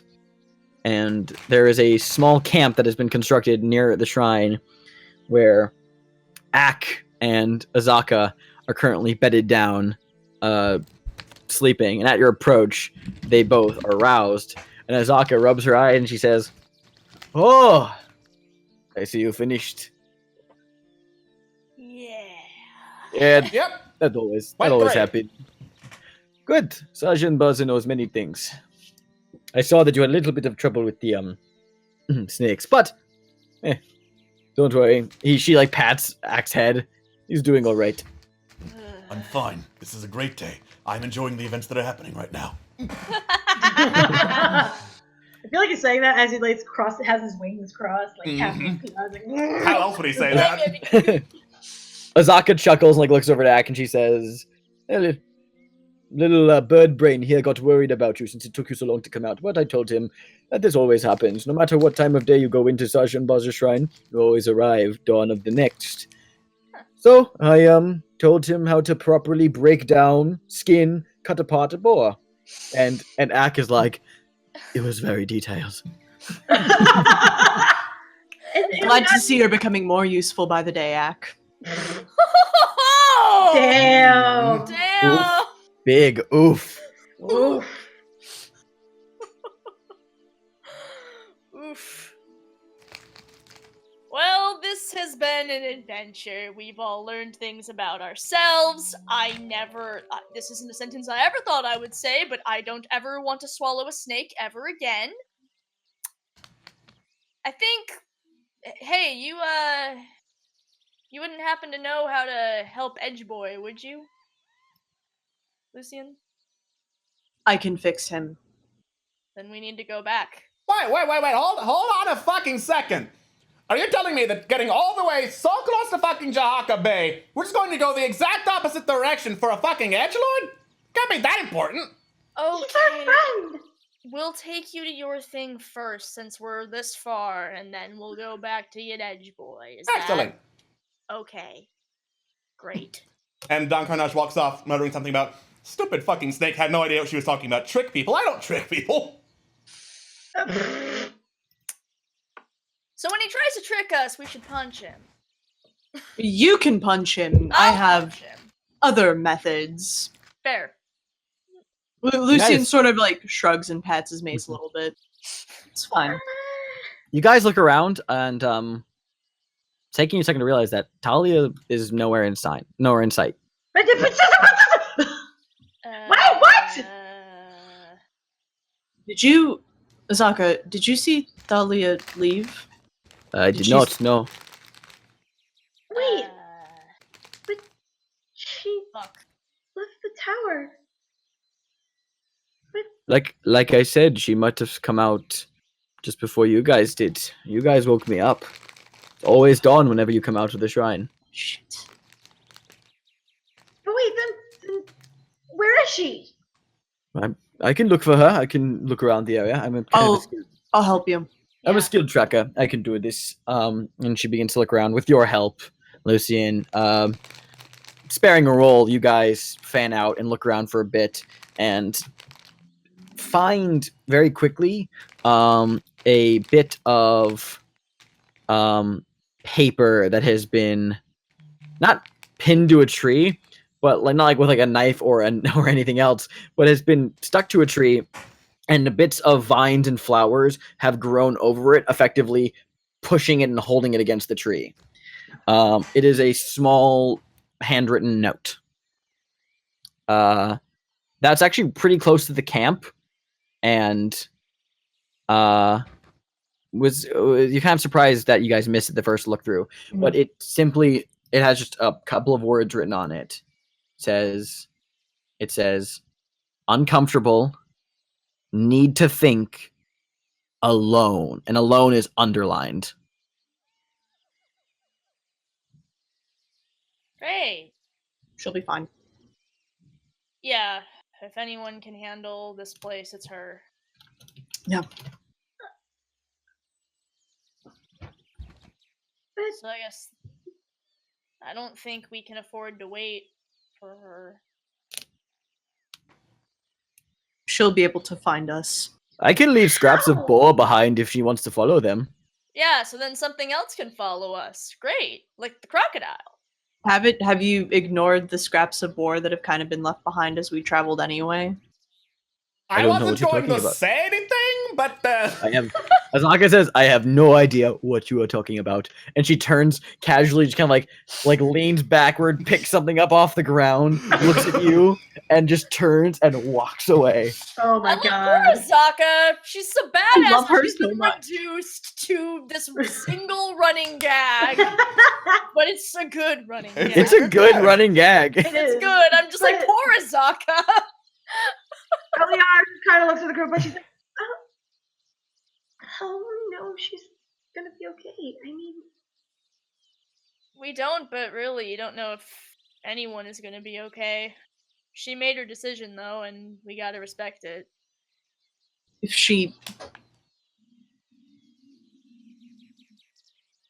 Let's just say that if she doesn't want to be found, there's really no way any of us would be able to find her. Not the way she can move through the jungle or the way she can manipulate things.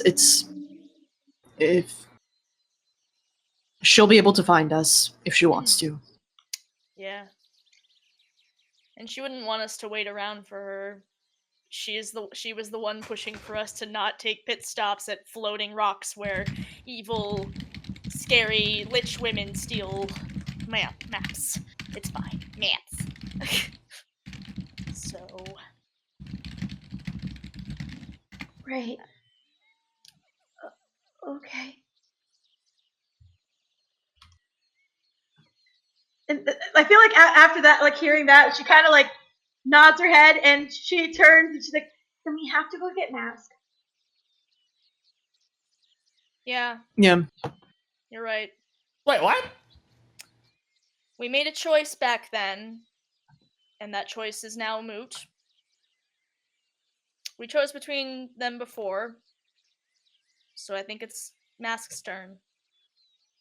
And honestly, I would rather not ford new ground without having someone who's Better at that than we Yeah. are. Yeah. We know the way back, at least. We have that mapped more so than that thing that we got, so Yeah. Fine, whatever the fuck. Just hurry up with it already. I don't want to waste any more time in this stupid fucking jungle anymore. Walks off, mumbling more to himself. sure thing, Captain. Ileana looks determined face. So, if he's a captain, does that mean that we just held a mutiny? Oh, good. I always wanted to do that. Really? Didn't work last time, but I mean, I guess this time's a little better. I am Alright. very interested in the first time you have attempted a mutiny, Ava. I will tell this story another time. It is Please. getting lighter, and we've got shit to do. Let's go. Alright. Right. Okay. So what's the plan? We head back. We're gonna go find our friend! Yeah, we're gonna go get our boy! I don't know about you guys, but if it wouldn't be too much trouble to camp for a night. Let's camp because we're all tired as hell! Mm-hmm. Because everyone's dying, Scoob. Everyone's dying. Scoob. Like, Ava's like actually not tired. She's kind of been, rejuvenated. Like, hey, your girlfriend's gonna be fine if you hurry the fuck up. So she's kind of like, "Ugh." But she will wait. Ileana's mind needs a break. Okay. Understatement of the year. Mm-hmm. She needs a fucking break. And so we chilled. Yeah. So I guess we're gonna just set up camp and stay for the day. yeah, Alright. I guess I'll help Azaka hunt since Scully isn't around for berry shenanigans. You guys bed down for a while to take this rest of the entire day near Orolunga and the safety of it to recuperate, lick your wounds, and overall just have a break to really process the various things you heard, especially Lucian, especially Ileana. Yeah. And effectively, the next day, you guys will get the benefit of I assume you guys are taking the whole day as opposed to doing a long rest in the morning and then leaving halfway through the day. Yeah. Yeah. Yeah. So you take this whole day.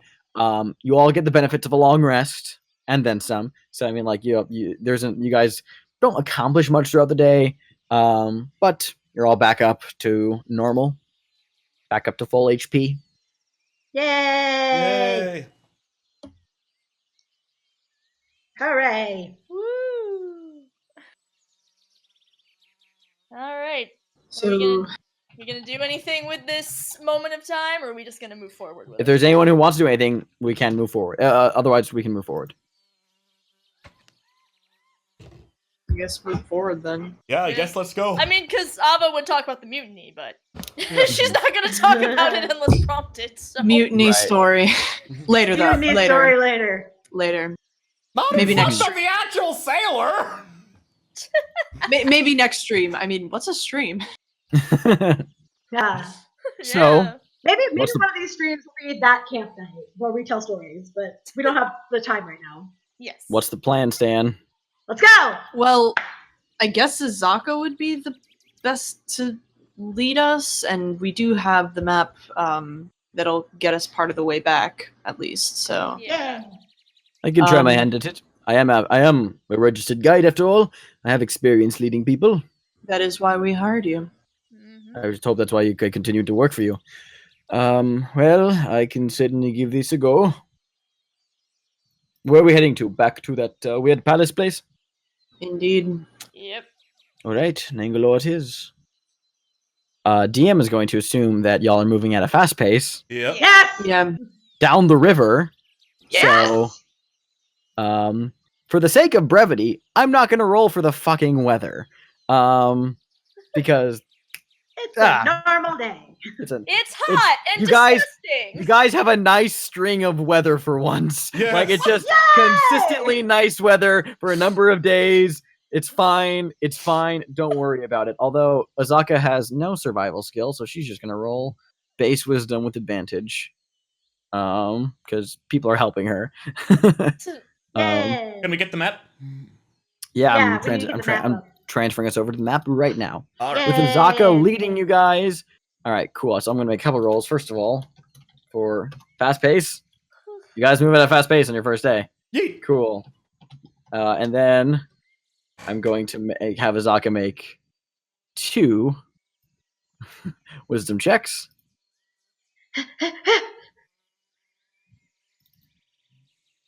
I believe the DC is 15. So, if anyone wants to cast guidance, does that work on skills? Or just say- Yes, guidance does work on skills. I will cast guidance. just for There the you sake of it. Just for the sake of it. All right, cool. So that first day, can I get 3 random encounter rolls though? All right. Yeah. I'll get one. I'll get one. 3. 3, If roll 20, 19 on Ava, and there we go. 12 Oh, on Dawn. sorry. Beat out Atlas. So a 3, a 19, and a 12.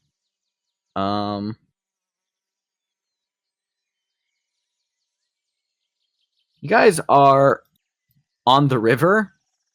Like, I'm gonna do the same thing I did before, which is I'm going to things that are relatively like meh. We're just gonna gloss over. Yay! Yay. And yeah, I mean, for the sake of brevity, honestly. In this case, you guys encounter a pack of ghouls, but because you're on the river on the boat, you see a pack of ghouls on the on the shore who like go out into the water to try and attack you, but you guys are moving down the river at a fast pace. It's up to you guys if you want to like start like throwing spells and like attacking them from a distance. No. We'll just sort of like sacred flame target practice. Yeah, you take out a few ghouls, and all of them have a blue triangle painted on their forehead. But you begin going. Yeah, you begin going through just the individual, like just taking out one, then another, and then you guys are moving on. So you got a couple of good shots in there. Transition to the river soundtrack. But other than that, that first day of travel goes by just fine. Let's go to the next day. I'm gonna roll D4 for fast travel. 3, not fast travel.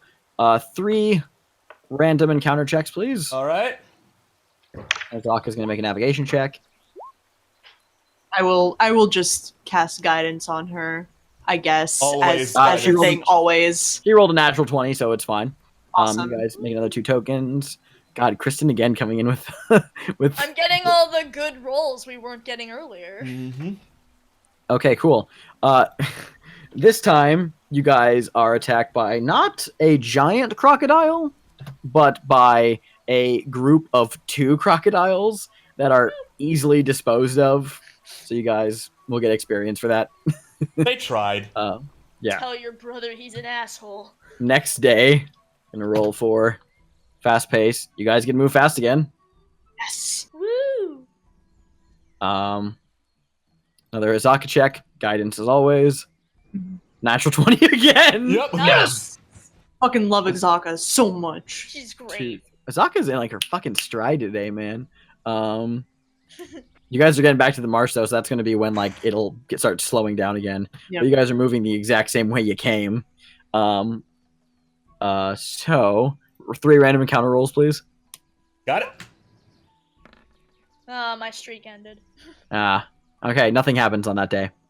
Next day, I'll roll for fast paced. You do not move at a fast pace, so you'll get into the swamp by the end of the day.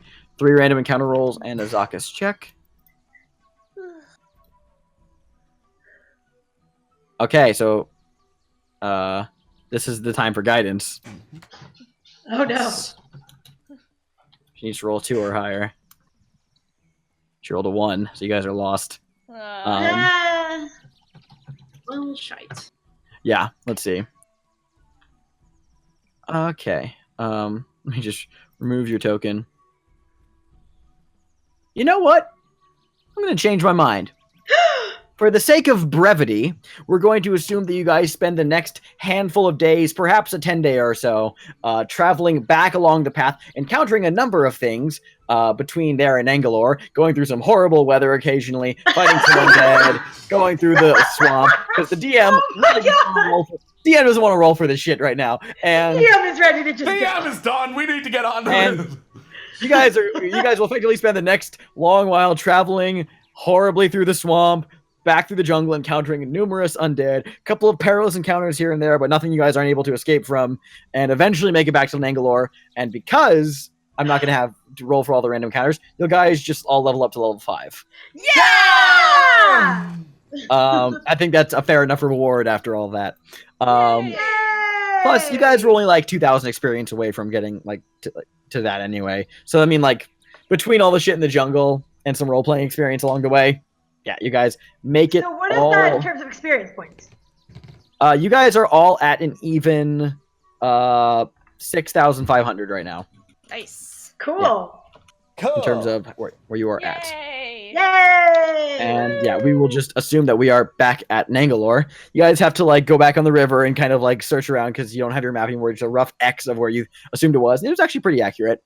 Yay! So you guys make your way back to Nangalore. It has been quite some time since you were last here. And as you guys get off the banks of the river, or rather, I get off at Nangalore, you see that it has not been re-inhabited. There is no sign of any more of the Ebly. You guys make note to avoid some of the more perilous areas of plants that you had seen before. In the days that have followed, the place, while it was kind of overgrown, parts of it did seem almost tended to, and those are beginning to get a bit overgrown and gangly now. But you guys go back to Zalcore's lair, which you had left with the doors closed. The bronze doors in front of you.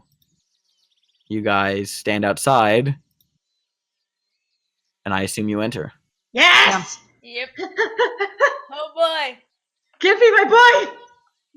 Okay. You slowly push the door open, and inside, you do see the petrified form of Mask standing there where you left him in the center of the chamber, now with a bit of plants kind of growing onto him in the days that have followed. There is one slight thing that has happened. And that is you notice that Alex, would you like to describe the pose that Mask was frozen in? He was holding up a mirror in front of his eyes, averting the eyes behind the mask from looking at the Medusa when he got petrified anyway, because game mechanics. Yeah, exactly. Uh-huh. And it's kind of because you got saw by the Medusa, like one of his eyes is just peeking. Well, not one of his eyes, rather. One of the parts of the mask is peeking over the mirror, and that's what got him in the end. But he's holding the mirror kind of like this, and the ring finger and pinky finger on his left hand are missing. Ah!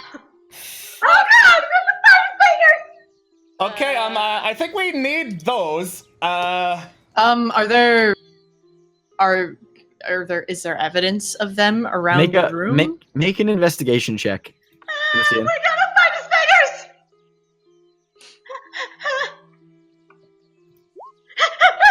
Oof. You, Atwis, you don't see anything. It's like you look around and nothing is immediately visual to you. Ileana and Ileana's? Yeah. I didn't even see Ileana's. Ileana, you look around. You actually see a crumpled bit of stone on the floor, and by actually sifting through some of like the plants that have like kind of come through in the past day, you actually see that above a part of this the ceiling had actually recently collapsed inward and must have like just bounced off of the side of his hand, effectively breaking off those two fingers. You find those two fingers underneath a bit of rubble. They're a little cracked. They're like it's not like they're like heavily damaged, but they're a little cracked along like bits of the finger, and one of the knuckles has not like fully like crumbled off, but like there's a very clear like scuff dent in the stone that has got damaged. They're okay. Hey, doesn't Ak have mending? He does have mending. He does have mending. Oh my god, he can mend it. So Ak walks over, casts mending. You watch as the bits of broken and cracked stones slowly re-seam and fix one another, and actually have a perfectly non-broken bit of the statue. It looks like it was maybe just kind of snapped off. I would say, all right, before we do this, Ak, try and get those fingers to mend to the hand, just to be safe. I mean, it is a cantrip, so I can probably do that. He lines up the fingers with the hand, casts mending, and sure enough, they reattach to the full hand. Okay. Just use All right. some tape, it's fine. Duct tape it, yeah.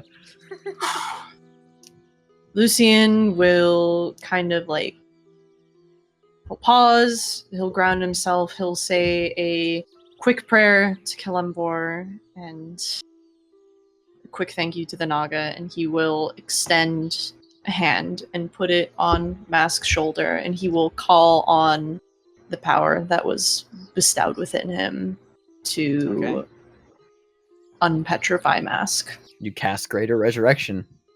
Restoration. Greater Restoration. Greater Restoration, sorry. Mask is dead now. Okay, so there is a flash of light from your palms that wash over Mask's form. And there's a bit of a warmth that passes through you as you cast the spell, Lucine, and you watch as the stone kind of pales, and a bit more of the color of Mask's original form kind of comes through. And there's a faint shift in Mask's stance as he shifts weight from one side to the other, and all of the remaining stonish gray on him falls away like sand and dust. Mask, you have no idea what's going on, because up in your mind a second ago you were in combat with Zelkori, put up the mask, and now suddenly put up the mirror, and as you pull the mirror down, you're suddenly in Zelkori's lair, looks a little bit banged up, and you're surrounded by your companions. Thalia is not present. There's also a Tabaxi individual here as well. Everyone looks immensely nervous, but also extremely relieved. How are you feeling there? What exactly is going on? Here against Brazilian, he can't contain himself. She just grabs him. All right, as you pull Mask into a hug, he's like, "What are you?"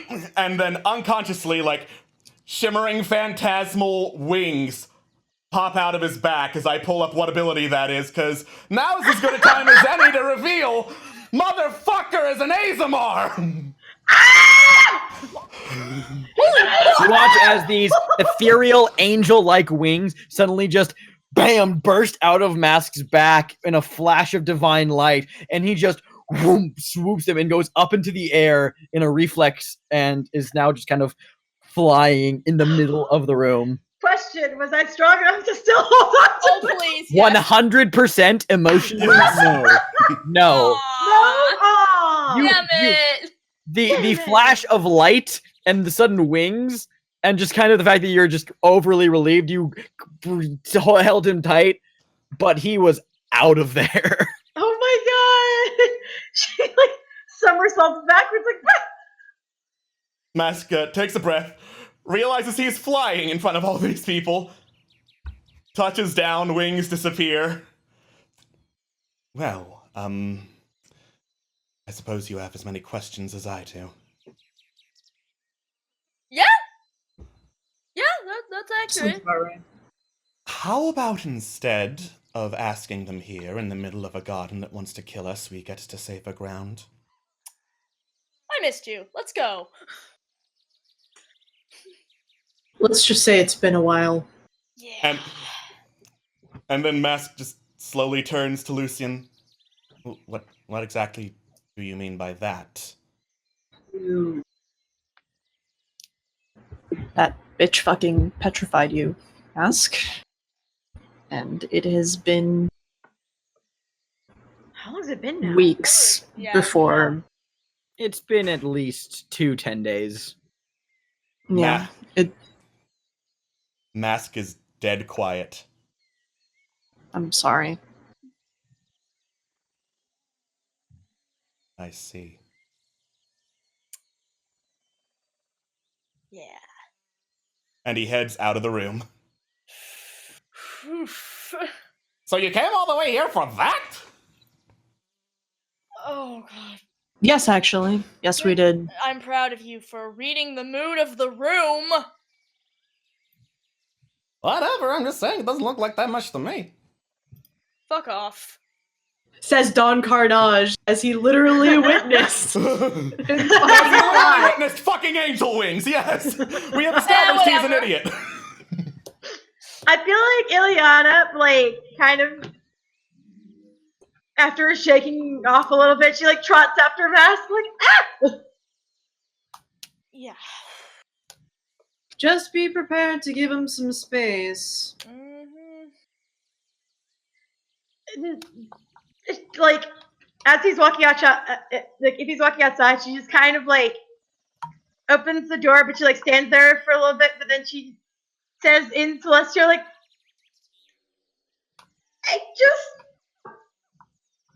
I'm glad you're okay. He stops for a little bit, turns back. Are we getting out of here or not?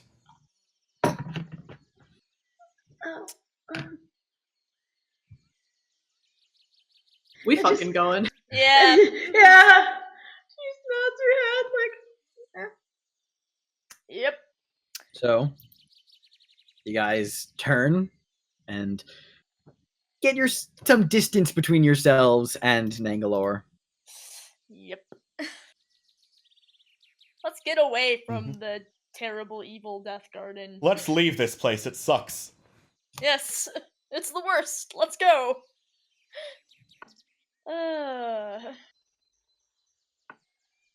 Okay.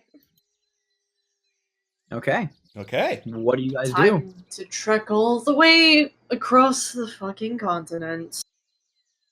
Yeah, I guess that's a good question. Again. What do we do now? To deliver the captain. That's right, we do. Yeah, we gotta do that, don't we? Fuck. Okay. We're going all the way over there. Long suffering sigh. Fucking. Oh boy. Might as well. We can get caught up on the road. Yep. Artist cuts in and he says, well, I'm going with the group on this one, but what are our options? Jahaka or Dawn? You mentioned that you don't expect us to take you all the way to Nyanzaru, but I mean, it's a viable option since they're equidistant at this point. True. It wouldn't be the worst thing to stock up on supplies. Yeah. And I mean, we do have a lot more mapped of the area around Nyanzaru, that's for sure.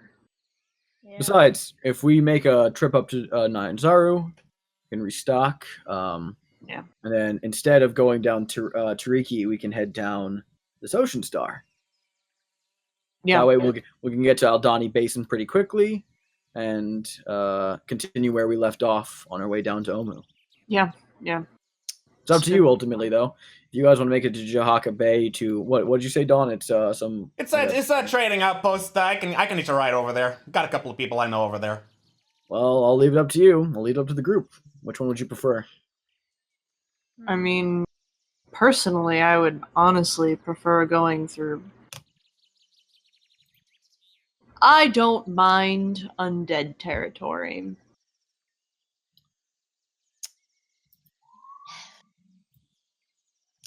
I'm just wondering what's going to set us back less. Wait, It's about the same no matter what. Azaka, could you remind me, the guide charters, do we have to buy a new one every time? No. The charter you get from Fort good. Belowarian, it just exists. Oh, good. As long as you haven't lost it yet. No. We haven't. Ava has That's it. good. Yeah. Well, undead or swamp?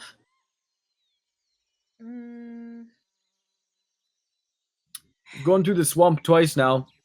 Personally, I don't mind it again, but then again, you guys are paying me. Except you're not paying me. This is an act of kindness. So, really, I'm going with the group on this one. As long as we are somewhere with boars, I'm okay. Something tells me that's not going to be a problem. There are so many boars in Jolt. You know, actually, I have heard of a bit of a boar population near the Kobold Mountain, between the Kobold Mountains and the Mist Cliffs, relatively close to Jahaka Bay. I mean, I'm just saying, I know what I'm doing if we go out there.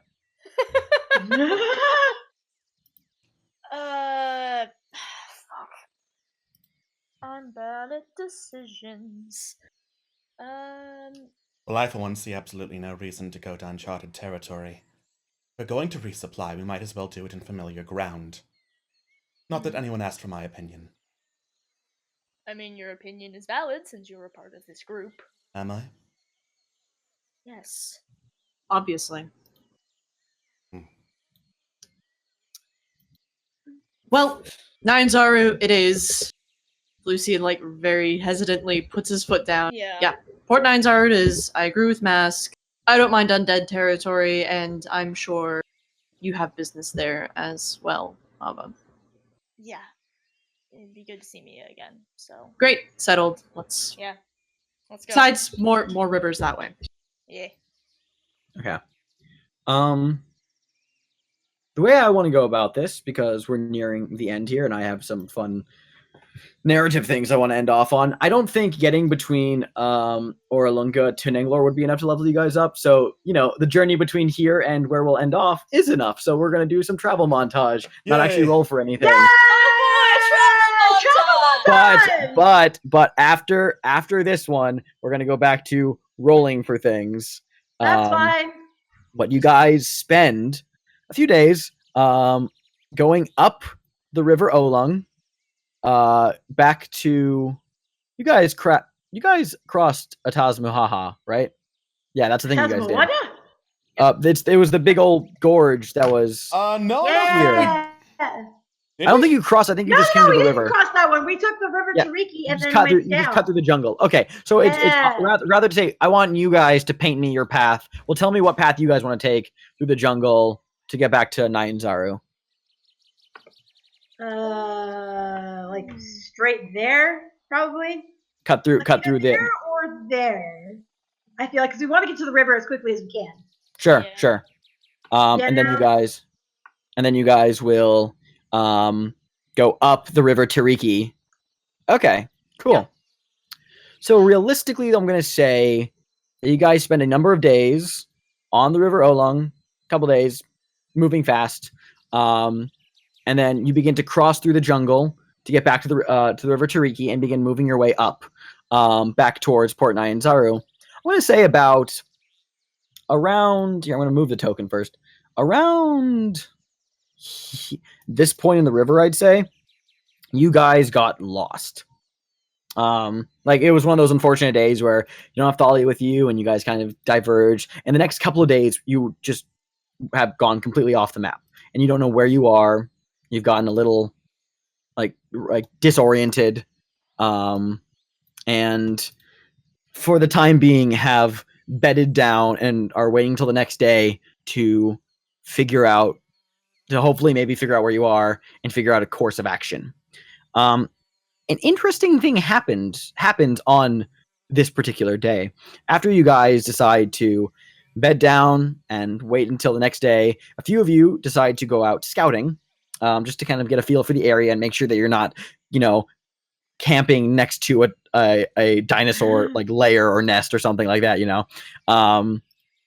So what happens is, give me a second because I just got to pull up the description for this again, because this is actually an encounter that you guys rolled a long time ago, but it still applies to this region. Where is it? Ah, come on, don't fail me now. Oh no, where is? Oh, there it is. Okay, cool.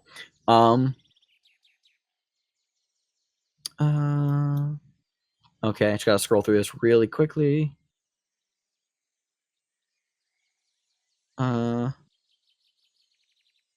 Okay, so as you guys are scouting, you guys see something a little interesting.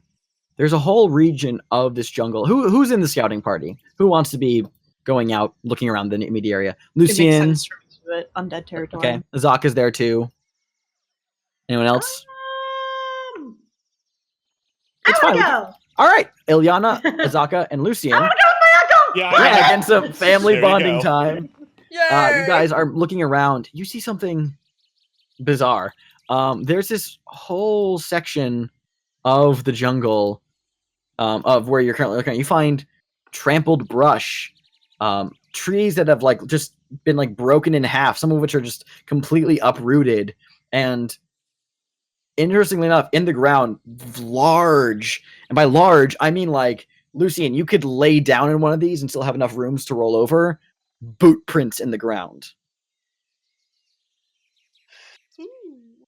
Oh. We should not. You go into any sentence there? Does anything more need to be said for me to put my point across? Well, I mean, Chult has a number of large predators. Yeah, But this many of which are is dangerous. a boot print. Zaka kind of looks at it. And so it is. Are there giants in Choltz? I mean, there are large beings. I've not encountered any giants myself. I'd say it's possible. I mean, especially we have volcanic activity to the south. I wouldn't put it past them, but it doesn't seem likely. I mean, I don't have much experience. I mean, if you have any knowledge of what these could be, have a look at them yourself. I certainly do not know. I mean, I could, let me give a look at it. And Azaka's gonna take a glance at the boot prints. This is survival, so. And in what direction, generally, are these boot prints going? They are heading from, since you guys don't know where you are orientation-wise, they are actually heading away from you, deeper in the jungle. And because you're lost, you don't know what direction that is. Okay. Unless you have a tool unless you have a compass on you, or anything that discerns north. Nothing other than Mask does, but fuck everyone else. He's keeping them. Yeah, right. They are currently heading away from you in a direction that you're not sure of.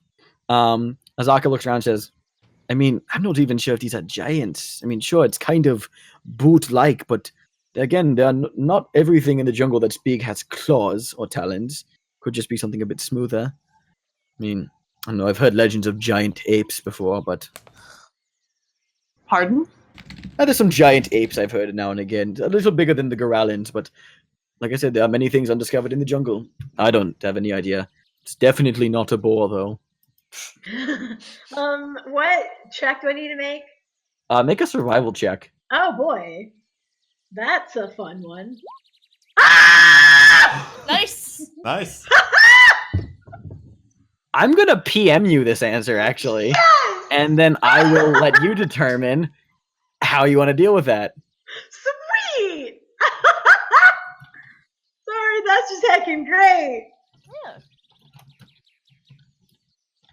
Give it to me straight, Doc.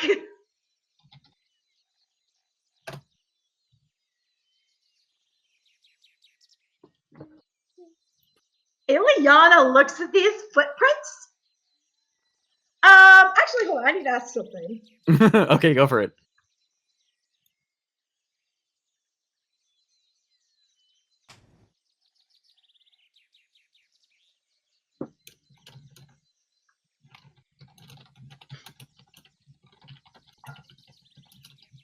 This is important so that I know the context of what I'm saying.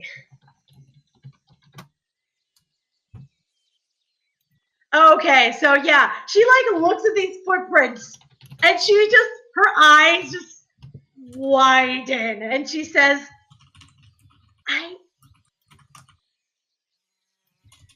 no, that can't be right. I mean, she like starts mumbling to herself too, like, there's no way the temperature isn't right for this. I mean, You gonna share with the class there, kiddo? sorry. She like rubs her face a little bit. I can't be right on this. But it looks like frost giant footprints. Izaka just goes, What? Oh, you had me going there for a second. I thought you were being. Oh, excuse me. Hold on one second. And like she just turns and looks at Azaka. Woo! Azaka's like leaning No. up the tray, just howling with laughter. Oh, I thought you were being serious. For No, a second. Azaka, I think she is being serious. Completely serious. Oh, no. She like looks serious for a second. She says, "Oh, Giant, I'm sorry, but that is just that's absurd. You must have them mistaken. That's far-fetched. That is the most far-fetched thing I've ever heard in my life. It's not even just far-fetched, it's just impossible." She like kind of winces when she starts laughing, but she like looks over at the footprints and it's just like, I guess. How sure are you, Ileana? If I were to bet, all or nothing. But Asaka knows the area more than I do, but maybe. Give me a second.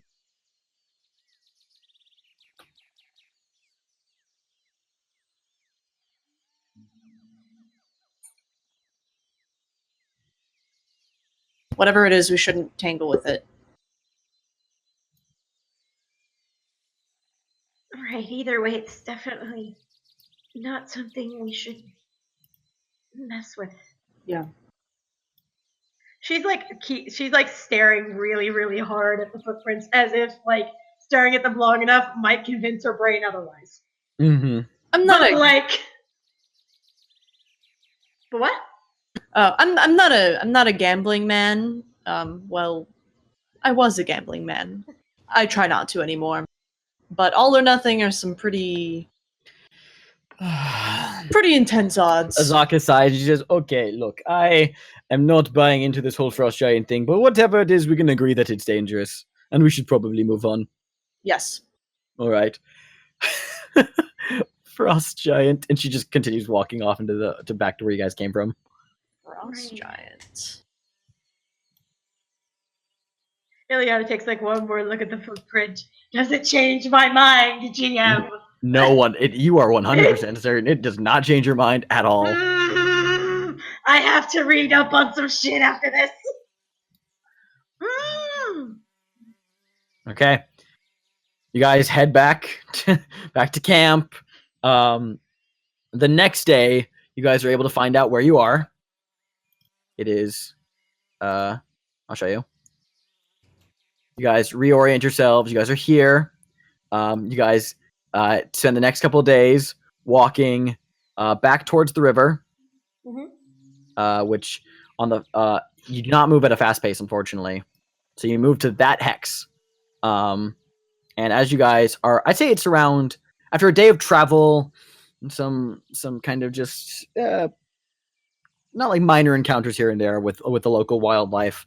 You guys make another camp a little bit earlier in the day, so there's still light in the sky. At one point, Artis and Dragonbait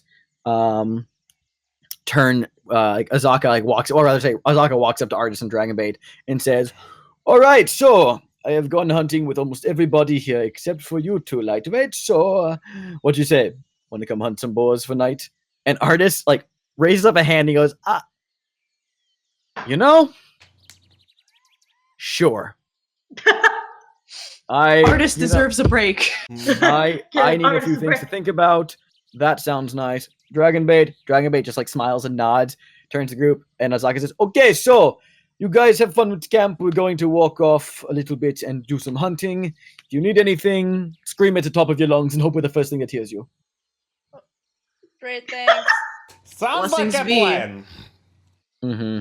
We're going to be gone a few hours. Hopefully it won't be too dark by the time we get back. So have fun. And they head off into the jungle, leaving you guys to manage your own camp for once. I'll get some water going. Get some water going. Are you going to like find water and then purify it, or are you just like purifying the water you guys already have? Or you can create water. Create You water. can create water. I forgot about that. You can create water. Does anyone do anything like for as the night falls and you guys are left with a campfire, waiting for Azaka, Artist, and Dragonbait to come back? Does anyone want to anyone walk away from the camp to go brood, or any roleplay that wants to happen here? Speak now or forever hold your peace. I mean, for the last several days, Mask has been staying a little bit farther away from the camp than usual. No! Okay, so Mask, no. you are a little further away from the camp. I just know this deep in my GM core. I will ask, Ilyana, do you do anything tonight? I'm gonna go talk to him! Okay. Ilyana, Mask, how far away from the camp are you? Like, not that far, like maybe 5-10 feet more than I usually set up. Okay, cool. Ilyana, you can approach him. I mean, he's literally not said pretty much anything, right, this whole time? He has been dead quiet throughout the entire trip. Oh, now it's awkward. Good, it's awkward. She wanted to give him his space, but you know what? It's been a good couple of days. We've been traveling a lot. You haven't said anything this whole time. I want to see he's okay. But Ileana will kind of she's keeping her distance, of course, but she will kind of do the small little attention-getting compliment, like. Mask turns his head, looks at Ileana. Are you okay?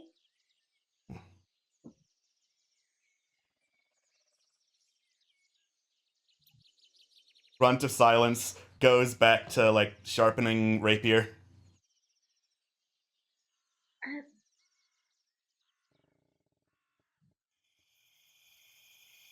She's fiddling with her hands, and she just kind of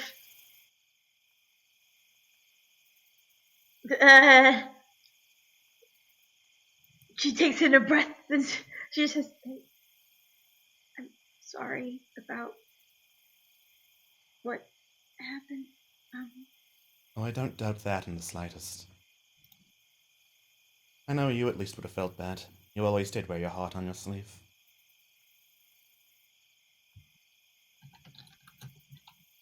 And she kind of looks up at him.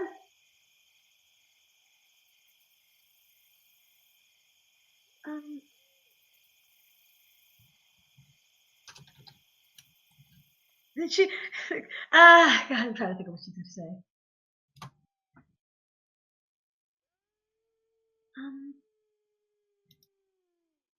I kept praying. You hear something enough times, you kind of get the hang of it, and I knew that was important to you, so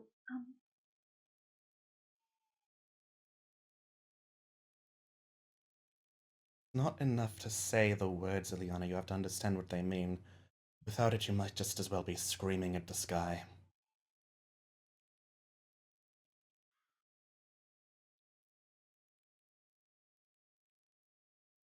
Wait a minute, I know Celestial, so I know what he was talking about. Bitch! Yep. Bitch! She like immediately switches into Celestial and she says, but I know what the words mean. No, you do not. You speak the language. You do not know what it means. Any idiot can read a script. It takes something special to understand what it means.